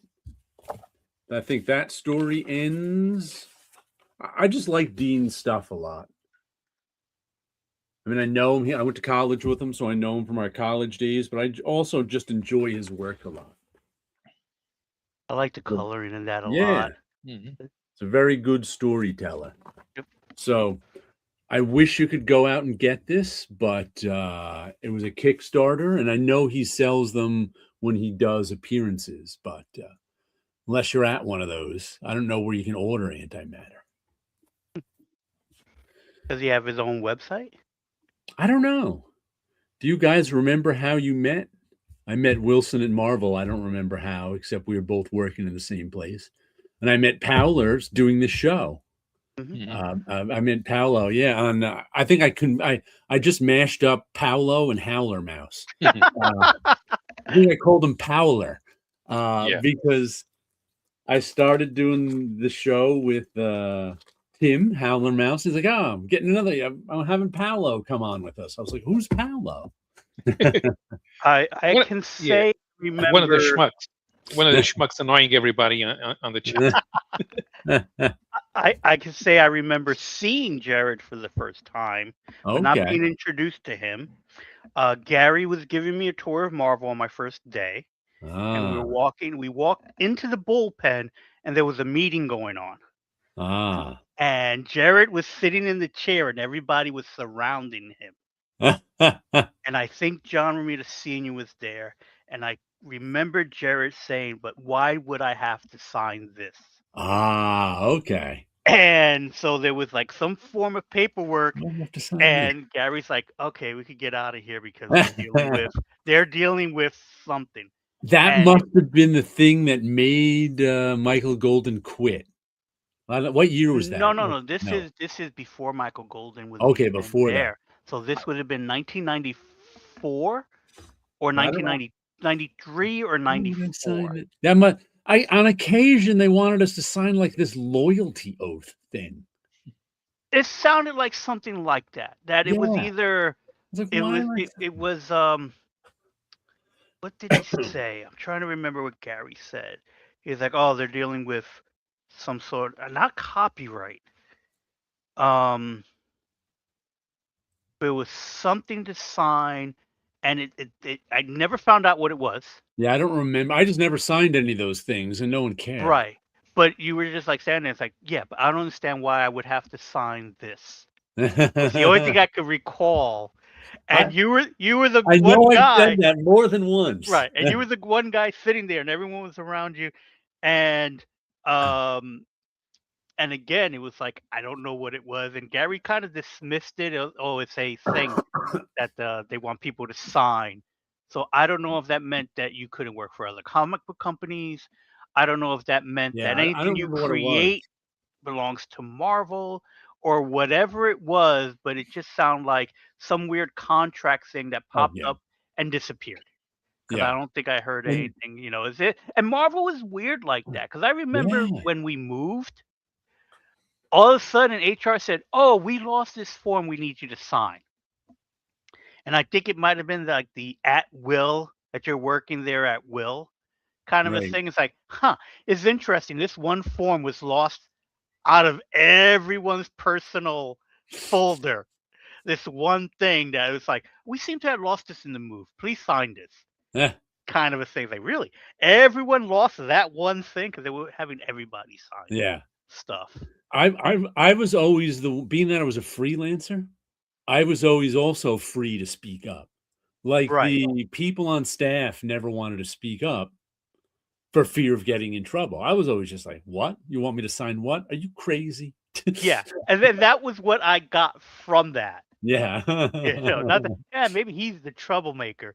No, it Yeah. was just like I don't understand why I would have Yeah. to sign this. I can still remember I had this one professor in school, Professor Toby, who always said, if you want to get labeled a troublemaker, just ask the question that your average 5-year-old would ask. Ask the question like an average 5-year-old, because he was telling us the story of he was like part of graduation. So he was like one of the organizers of graduation at our school. And he said every year, one of the administration people, whoever, was like, don't forget to sign out this room. You have to sign out this room for graduation. Da da da da da da. And finally, one year he was like, what if I don't sign out this room? You're not going to give it to me? You're going to cancel graduation? She was like, oh, stop it. Sign out the room. And he was like, ask, and he's like, what are they going to, if I don't sign out the room, graduation isn't going to happen? Is that what this going to, no. It's like, ask any question. And that's what I would do. I'd ask the questions like a 5-year-old.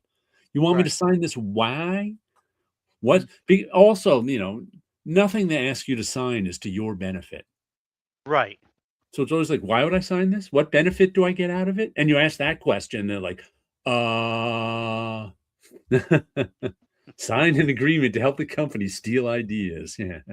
So that's what I remember, like first time seeing you. Getting introduced, no real introduction. I don't. It was more like, I'm walking You're around like, Bullpen. there's the troublemaker. I know him. Yeah. So it was just walking around and, meeting people, dealing with people, it says, I'm the intern. So I walk up, introduce myself as like, we need this, or that. And at that time there was very little to nothing that I would need from the bullpen. Yeah.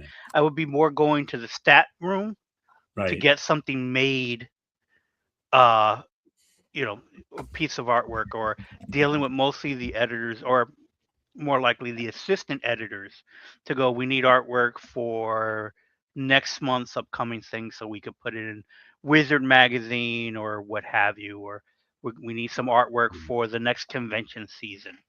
I always made it a That type of point to be nice to the interns, because so many people weren't. It always killed me how many people were just nasty to the interns. I was always like, why? It's the old, I because I was an intern, I try to be nice to all the interns I met. And I don't recall ever having a problem as an intern. Yeah. So it was like, so I don't recall getting any abuse. People would just be mean to the interns a lot. It was like, I would always, like, the interns would come back over the years. And I of course wouldn't remember them because there was a lot of interns there, but they're always like, oh, I remember you. You're always nice to me. So at least they noticed. Yeah. Yeah, we knew something in the automotive newspaper business. Be nice to the interns. You may have to get work from them 20 years from now. Yeah. You never know where that journey's going to go for some of those people. So I try to be nice to everybody that I could.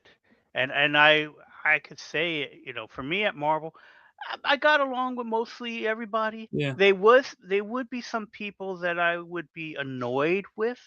Oh yeah. Kind of a thing, because I've been dismissed by editors Yeah. because they're on their phone and I have to drop something off. And it's like, here's whatever. And, so I've had a few kind of like, not That's necessarily normal when someone's on a Yeah, phone. Yeah. exactly. So it's more like, I can't make enough noise, just drop it off and go, kind of a thing. Right. That was about it. I've had more run-ins with the people upstairs that had no reason to talk to me. And it seemed like they were just justifying their own jobs. Iron Zero says, you never know who is an intern because their family members are higher up in the organization. Yeah. Yeah. You never know. Another thing I picked up off the shelf this week was comic book creator John Buscema. I did not see that. It came out a couple weeks ago. I haven't been in the comic book shop since.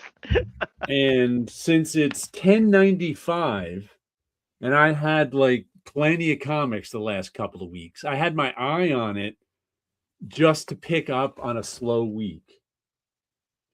Because I wanted to read some about John Buscema. There's a little piece on Jack Katz in here too, First Kingdom. Tomorrow's is doing all of those trying to do all those magazines in color now. Yeah.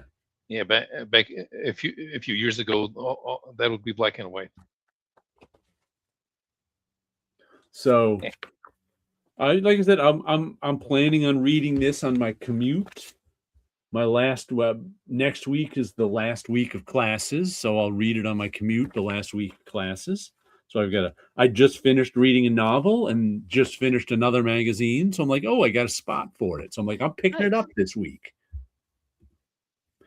What's weird is how faded the color is on it. I'm not sure, like, look how light blue Thor's costume is. I'm not quite sure why. Did watercolors? Could be. Maybe they're Doc Martens inks on It there. looks like I cannot figure out why it would be like that. Did they have some original art that was colored like that? Was it just seems strange to me? Yeah, it doesn't look like typical Thor coloring. Although I don't find anything there that would not have been in the original plates. It just looks like a faded comic. That's what's the strange choice to me. It might have had somehow got black and white artwork and then had someone color it, and it came out that fade. And then they shot it from the original color. They definitely shot it from the original color because I can see brush marks in the black. Okay, so they must have. And I can see a little bit of brush marks like in his light leg there. And you can see a little bit of color brush marks in that yellow boot. So I think it was definitely scanned in from some original art. Let me see the Rainbow Bridge.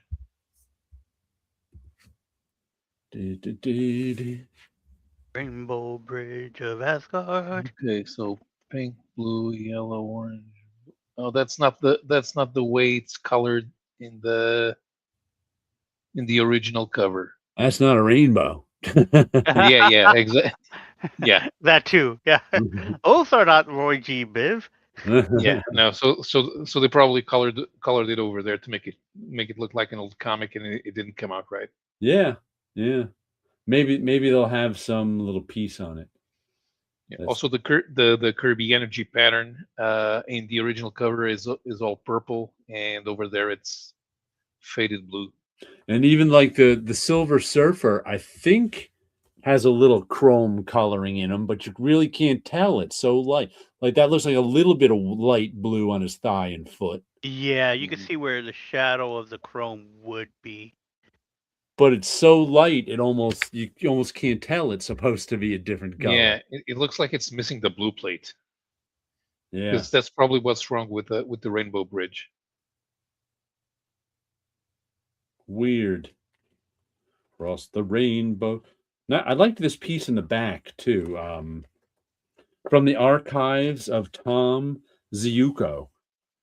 He's a color. I think I remember his name as a colorist, but I guess he contributed. Familiar.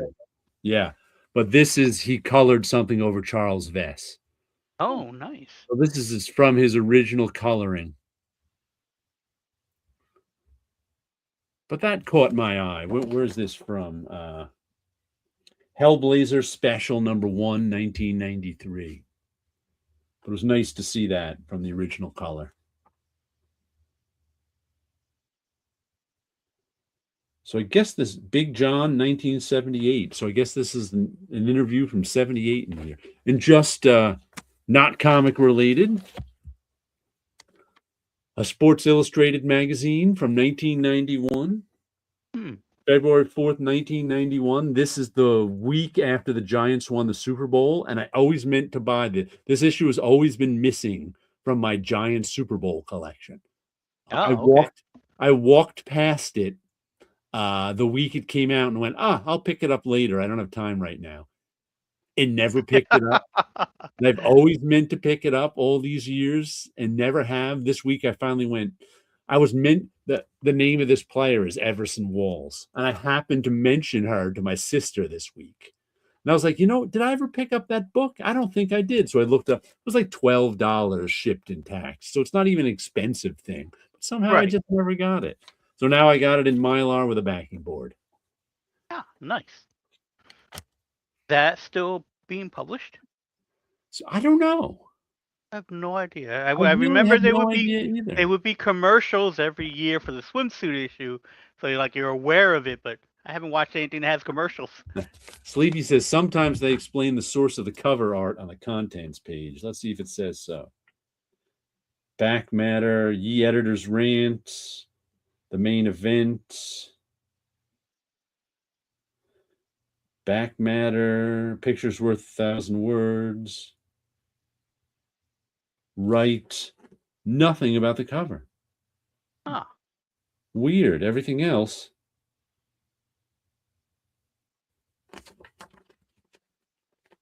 See if it says anything about the cover in there. No. Well, when I read it, we'll see if it has something in there. There you go. Monday afternoon on the train. That's when I'll start. It'll probably take me both trips to read all that. Very cool. So let's see. Did you get it? What else do you got for us? I got some other books. These are the books that were, I think all these books were pulled off the shelf except for Savage Dragon, which was waiting for me. So Savage Dragon issue number 279. That's the one that's the story about Maddie Dragon. Yeah, so it's a nice little story about Maddie Dragon being taught a little bit about her electronic powers, and Maddie being a kid, doesn't really seem to care. By another black superhero with electric powers. Do you know that's a thing? Yes. It's a thing that I noticed that when I was a kid. When I first started reading comics. It was like, you got Black Vulcan, you have Storm. Even when Miles Morales shows up, he had powers for electricity as well. Yeah. So we have Savage Dragon and his crew somewhere in Russia. Yeah, they're still in Russia. They're still in Russia, but her story is a nice little story about her powers and how to use them, and she gets a little cocky about not needing the powers to fly. She could jump. So, someone trying to teach a kid. And then, of course, in the story, because of comics, a dimensional portal opens up and she gets pulled through and she has adventures in that other world. And it was a fun read. I enjoyed it. I didn't feel lost at all. You basically got a nice story, beautiful artwork. It felt to me, Eric was like, I want to write a story where this kind of adventure happens and shenanigans, and he wants to draw weird creatures. Yep. And have fun with it. I like how raw the artwork is, how it seems like he's having fun with it. And I'm enjoying the the classic lettering that's on there. Because that's, of course, is being done by Jack Morelli. So again, it is this is a comic book adventure. Yep. Something fun just to pick up and read, and a little bit of a story, and then it wraps everything up within this story. Nice So done that in was one. fun. Yep. And then next issue, Escape from Russia. And I haven't looked through the letters pages because reading his letter pages can be fun. And then he has a couple they're of just long with pin-ups tiny in the back. type. Couple pin-ups. Yep. And this back one. And I just want to point out something in that issue that I like. when what's the name of the electric woman? Do you remember? Uh, She gets stuck in the portal. Like, yes. it's one of these portals in midair, and she gets stuck in it. And I forget her I've name. always hated when, like, superheroes go through portals or whatever adventure story, and the portal closes, and it, like, cuts them in half. And I'm like, Right. So why would any here's portal her have half. sharp edges? There she is. She's just, like, Yeah. stuck there. She can't move in, she can't I'm like, "What why would a portal have sharp edges?" That's like, being cut in half by the edge of a doorway. Why? We don't put blades on the edge of our doorways. They're doorways for passing through. So I always find that strange when that happens in comics. When Well, somebody got a portal like that, stuck in a portal, and it cuts them in half. portals open on thin air, and you're coming in from somewhere else. So the Right. You fabric don't. of reality does not want the portal to be there. Right. Of course, what it should do is completely discorporate who's crossing over. But It, it's just a doorway. yeah, It's like a wormhole. It's like, Then why would the edges of it be sharp? and yeah. then she's able to use her powers to basically Yeah, rip it rip it open open a little more because it's an so actual they could get doorway. through. Yeah. Uh, I did like that she was Yeah, stuck in it. That wasn't right. like, oh, she gets cut in half. Because to me, it was like, oh, no, she's keeping it from closing. There's something in the Right. way, and it makes sense. But That's I agree always with to you. me how doors should work, you Right, know? If you're gonna give me a special magical door to go from one place to another place, the edges should never be sharp. Why would they be sharp? I just don't see any reason for it, and there's never any explanation given. But right, sometimes you get sharp-edged doorways, sometimes not. I prefer not. right. It's like if If that just makes more sense to me. yep. So those were the books that that were pretty much waiting, and then the next set of books are ones that I picked up off the shelf. So Marvel and DC are having their crossover. So I picked That's up right, Spider-Man, Superman, and I decided on the Eric Larson cover right. You didn't see the because Scott Koblish cover? I did not see it. Yeah. They had so many covers Oh, yeah. that I went through, so I was trying to find the covers that will make me that I wanted to enjoy from artists who um, that I have a connection to. Right. I remember when these both books came out when they were wearing this stuff. Okay. So to me, it was like, okay, I like that. They had plenty of covers, which was fun and enjoyable, but this is the one that spoke to me. So that's why I picked it up. Plus, I couldn't find the Scott Koblish one. Yeah. So, but there was so many on the shelves, and they must have made so many. The Oh, shop yeah. didn't get them all. So that was the one that I picked. I have not read it at all. I've heard a few things about it. Um, we have like It's it's it solidly starts in the it's middle of a story. it's solidly okay.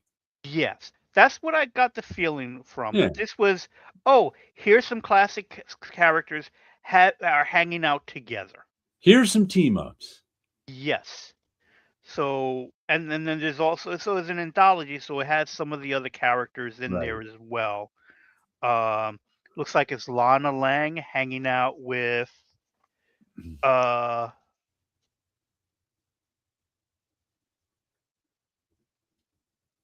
Gwen Stacy and Lana. So it looks like high school years. I guess there was a story of them in high school or Oh, something, yeah.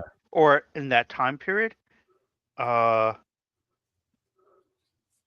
there's a story with Superman and the Hulk and the Thing. Oh, and there's even a story with Steel appears. So Steel versus Hobgoblin. Thor shows up. I don't know how that connects with Spider-Man other than Hobgoblin. And then you have Supergirl and Spider-Gwen.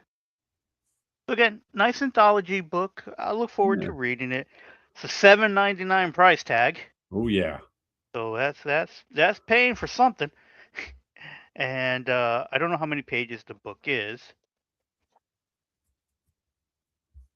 And I think this is the Marvel version of the crossover. I'm not too sure. I think there was only one. I thought they each was doing their own book. I don't know. I don't remember now. I thought there was only one. Oh, but then I can't remember. Let's see. Let's see if this indicia, which is red on black, Ah, Marvel, DC, Superman, Spider-Man. I think it was It something else is they were too. each It's doing their too own hard book. to read. Here's the question I have for you that was brought up by this book. What is a cash grab? Because Barry Dutter was complaining about this book on he didn't like it, and somebody commented, this book is just a cash grab. And then Fabian came on to explain how it wasn't a cash grab. He basically did one of those. Everybody's trying to make cash with every book, so it's a cash grab. I'm like, so then it's.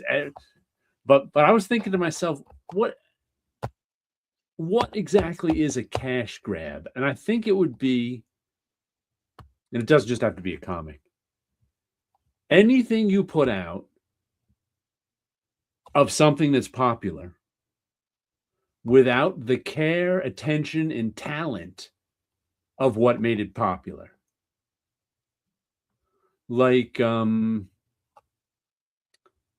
if you put out an issue of, I don't know, um, let's just say something happened on a fluke. Wilson did a comic book for Marvel, and it's Jeff the Spider Horse. Okay? Wilson did this book, Jeff the Spider Horse. It's immensely popular for whatever reason. So they say, we need another Jeff the Spider Horse. Wilson isn't available. So they just hire someone else. And maybe the original editor is nothing gets the same amount of attention that the first issue got. Or the first issue was a fluke and it was Wilson who made the first issue popular. His work on that book is what pulled it all together and made the first issue possible. And if they kind of put the same amount of time and attention and an equivalent talent on the book for the next special, it wouldn't be a cash grab. But if they don't put the same amount of time and talent in, and they're just leaning on the popularity of the name in the first issue to sell the second issue, I think that to me would be a cash grab. That seems to sound like it. I would say, historically, looking at some comic books, what I would say that's a cash grab is when you do a series like Civil War, that was a miniseries. Right. Then you added to that miniseries Civil War Spider-Man. Okay. And so this is what's happening in Civil War, and this is what's happening in the Spider-Man book. Okay, that makes sense. But you had Civil War happening, you had Spider-Man happening. And instead of what's happening in Civil War that affects the Spider-Man book, then you had Spider-Man Civil War. Here's 4 more issues. Okay, that seems a bit much. Where it becomes the cash grab is when you do Civil War Daily Bugle. Because not as much time and attention and talent is going into Civil War Daily Bugle. Right. And I think what was that? Nothing of import will happen. Right. Right. You don't need to read that book. And not to say anything wrong with the writer or the artist or whoever worked on that book. They were hired to do that. Right. But there's nothing important far as I was aware that happened in that book that affects all of Civil War. Right. That was nuances that just seem to be added, because from what I understand, that Daily Bugle Civil War was like how the people reacted to Right. this event. And that seems like this is just extra stuff that if you wanted to read all of Civil War, that how it affected the whole Marvel universe, that just is too much stuff that wasn't important. You could almost argue anything outside of the Civil War book wasn't important either. But And I think it also depends on how much time, attention, and talent you put into it. Like let's say that the Civil War book Daily Bugle. If you put if you decided to hire somebody who specializes in normal people, like let's say you decided to hire Peter Bagg to do that book. To me, that would be less of a cash grab because you're trying to make it something. You're trying to put time, talent, and money behind it. If you're just giving it to whoever, then it's more of a cash grab because it just exists to tie in with Civil War and sell a few extra copies. Not that you're right, not trying to sell a few extra copies with everything all the time, but that without the time, attention, and talent on it, it becomes a cash grab. But it's tough. It's tough to figure out yeah, exactly what a cash grab would be. then you have stuff like, Captain America passes away. Is it a cash grab when you have the Fallen series? How his death affected these other superheroes. So I wouldn't think that once again, it depends on the talent on it. It depends on how much time, attention, and talent you gave to it. If you made it a good series and it becomes an evergreen, then it's not a cash grab. If Right, you pay less attention to it than the main Cap series and have sort of less, see, that's the problem with calling something a cash grab is you have to make a judgment of the talent they put on that book, right, which isn't always comfortable. And the talent can always rise above the cash grab. It might be because, things have happened creatively when whatever company wasn't paying that much attention to it. They're just like, yeah, yeah, whatever. This is a cash grab. Do whatever. And the talent makes it into something special. That can always help. right. But sometimes some of these books, you see the talent on them, you go, they're not putting their A-level talent on this book because it's just a cash grab. Yeah, I You can't know, think of like what else could be considered a cash grab Yeah, because it's do it's you tough. do you because remember Authority Kev? Oh, vaguely. They because they put Garth Ennis on it. Uh-huh. Now Garth Ennis was back then and still is a writer of renown, Right. but they gave him a one shot. And what happens in there? He has an Irish soldier making fun of the main characters. It is a cash grab, even if it's done by Garth Ennis. and so a Marvel DC crossover book, they haven't done one in so many years. So to me, it's like it's in itself something special because they haven't had that happen since we were at Marvel. Debris from this planet. Can you think of a cash grab that ended up being great? I don't know. The thing It's calling tough. something a cash grab is hard. It's almost like if you're a fan of music, and Right. it's like, oh, you were there from the beginning, and it's like, oh, they sold out. It's like, wouldn't you want something that you love to sell out to actually make money? So to me, it's hard to say. With something like music, you're going to love the old stuff that you originally discovered. Maybe you don't like the new stuff, but they were heading to the new stuff anyway. So I don't know. I think it feels that similar to to comics. Could you call image a cash grab. No, these guys left. Yeah, but they put a lot of And time, energy, and talent behind it. they put What I'm saying everything is, behind it. Yeah. it's when you don't have that time, energy, and talent, but you're glomming off of something already popular, that it becomes a cash grab. So But would in that then order, be the Spawn books that came out after Spawn, medieval Spawn, all the ones all that are, those no, other no? because they're putting a lot of time, energy, and talent behind them. That's why it's tough to tell. Right. That's why it's so tough to tell. And the judgment of such and such as a cash grab is a hard judgment, because you're saying nobody involved in this tried. Right. And like I said, I can't really think of, and sometimes it's like not the fault of the talent either. They're trying their best, they're just not that good. But they were cheap, so that's why they hired them to do it.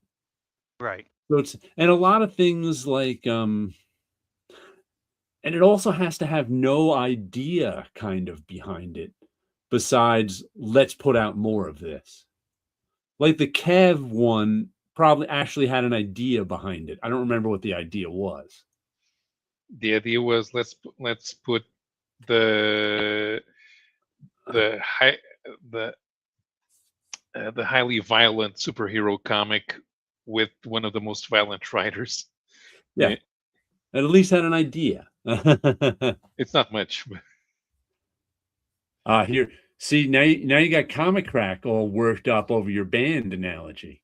Thing is, did the band change their style just to tap into a more mainstream audience and abandon their original sound?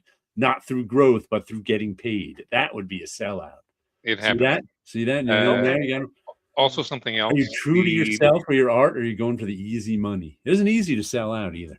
That band spawned a bunch of imitators, and now every new act uses that sound. And when you even if you're still faithful to your original sound, there's a glut of things that sound like you in the market, and you don't sound fresh and innovative anymore. Yeah, it's hard to point out what can for me cash grab in comics other than every comic is a cash grab. Well, that's what Fabian was basically saying. He's like, Right. we're all in this to here to make money. Every comic is a cash grab. But I'm sure there are some that I would call cash grabs, but I don't know what they are right off the top of my head. It's like I said, it's something that's not paid as much attention to as might be a cat. I don't even know if I can call it a cash. The Wolverine and Kitty Pryde. Do you remember that series? Yeah. I do. Yes. I don't know if that was a cash grab or just terrible. Because we went from Frank Miller Wolverine to Al Milgrom Wolverine. And it was just an overworked Al Milgrom. Yeah. Because they were making write a comic and draw 2 more and ink another 4 or something. But you can't blame them for putting out another Wolverine comic. No.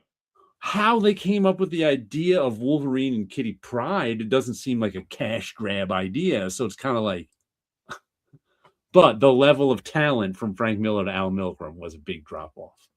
And then, and during that time period too, it's like Marvel was publishing as many things they could get out. Yeah. Is that because they had all these great ideas and stories, or more so that we've heard was that they wanted more books on the shelves?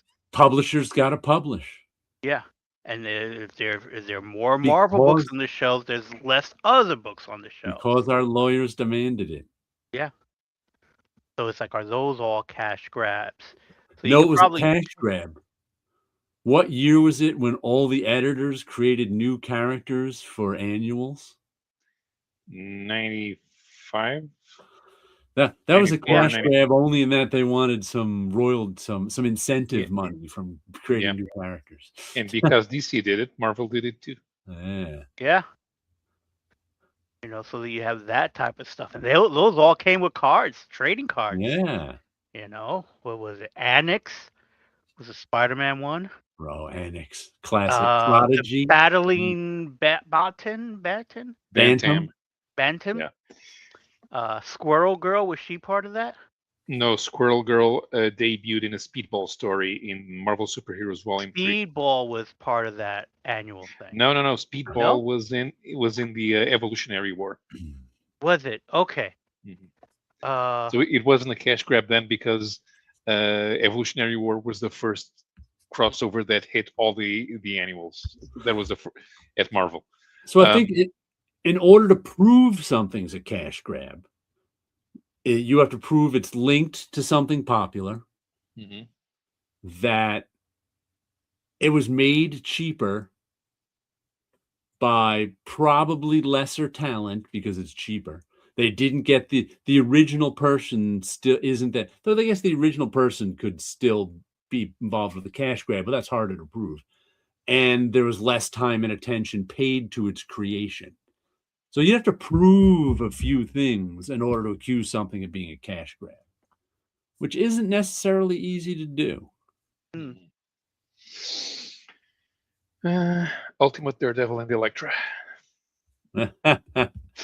Of course, people want to get paid, but there's a difference between some point about 25 different variant TMNT covers versus Jared's buddy putting out his own comic with glorious nudity. I'll show you one last comic I got this week, which is the second printing of Assorted Crisis Events number 6. I started buying this with issue 7, so I got 7 and 8. Hasn't been an issue in a while. And then I got 1 through 5 in a trade paperback collection. So I was missing issue 6. So I saw this come up for a second printing. So I put it on my list. This one's a pretty rough issue because it's about this guy right here. See him at different ages? He has a temporal disease, being that this is about assorted crisis events, the merging of all these worlds, but it's about regular people dealing with assorted crisis events. And this woman's husband, at one moment, can be an old man. At another moment, can be back to the middle-aged or young man he was. He can be a kid again. So it's like she's trying to deal with, and there's no known cure for it. They don't know what it is. They don't know what it is. So it's her, and he'll be a little kid wanting to go up to work. Usually he's unstuck in time, as they say. So there he is in Clue, and his different age. She plays board games with him when he's a kid. So it's about her still loving her husband, but he's got this debilitating disease. And at one point, and she even meets this this other poor man. Where is he? Oh, here he is. He had a crush on this little neighbor girl when he was a kid. And the parent of the little neighbor girl is like, he's a full-grown man. He can't play with my daughter, even though he's a kid at that moment. Doesn't have the mind of a full-grown man. And she's in a support group for people with temporal diseases. And this guy that's his wife on the backpack. She's growing younger. So she ended up dying in this issue, the guy's wife, because she grew so young that she couldn't support life, she was a preemie. Right. So it was an interesting story, but a really sad one. So this is a good series. Assorted Crisis Events. I'll go through the last few books that I have. Yep. So Muppet Noir, issue number 3. These are where Kermit gets knocked out and he's dreaming that he's in in a detective story. So these are what's going on. Haven't got to read this issue yet, but it continues. I also have an alternate cover. This I bought from my buddy Eric that you met at the show. He's a big fan of animals, so he's been reading these books too. I've been supplying him with the books. since I go to the comic book shop more often. So Eric, I who use is cabling with you? Eric, yes, who is cabling with you? Okay. yes, so that Eric. So he's a big fan of the Muppets as well as animals, his favorite. So I know that this would have been the cover he would want. The next book that I have here is Kato 84, the Kaito. Yuzaki Ojimbo Kaito. Kaito. Kaito. Nice looking art on that. And the last thing that I picked up was Comics the Magazine, which we talked about before. The What a nice Turtles. turtle covers. Yep. And those are the comic books that I picked up this week. And real quick, art supplies wise, I went to check out the new art store in the city whose name is escaping me right now. Is it on here? No.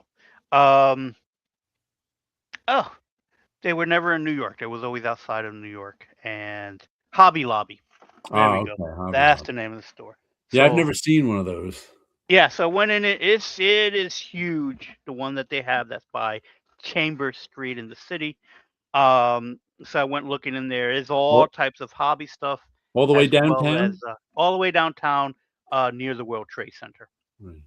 And so I went in there looking for an Ames guide, which No. was on which they didn't have. That's not going to be at Hobby Lobby. That's not going to But be anywhere these days. they had so many other technical tools.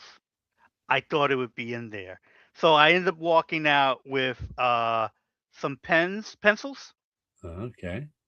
I was kind of in the mood to draw on my way back home because I couldn't What's the find anything. What's the And hardness so I on got those a pencils? sketchbook as well. The hardness, these are 2Bs, 4Bs, and 6B. Those are good. And I it's like the Fiber Bs. Castle. It also comes with an eraser and a sharpener. So it's like, okay, that was fun to pick up. And then a sketchbook in Nice. general to pick up. And so since I couldn't find anything I wanted, I did start, and I was on my way to the comic book shop. So it was like, all right, so end up walking, and it's like I drew somebody on the train. I don't know if that's going to come out. Nice. Before it was like, oh, I had to change trains. Yeah. And so once I put it back, I did go back into it, and I was starting some quick sketches. There you While go. I was on the train. Some train drawing. Yep. So, and then that's it. I didn't do anything else in the book itself. But it was like, okay, let me grab a sketchbook. I don't have them here. They're in the other room. I got some bookbinding supplies. I'm going to do some bookbinding this summer. Oh, that's right, because you picked up that magazine about how to make bookbindings. Yep. Or, yeah. Zines, and yeah, I picked up one on how to make that. I picked up two. I picked up a zine book, and a bookbinding book. Oh, okay.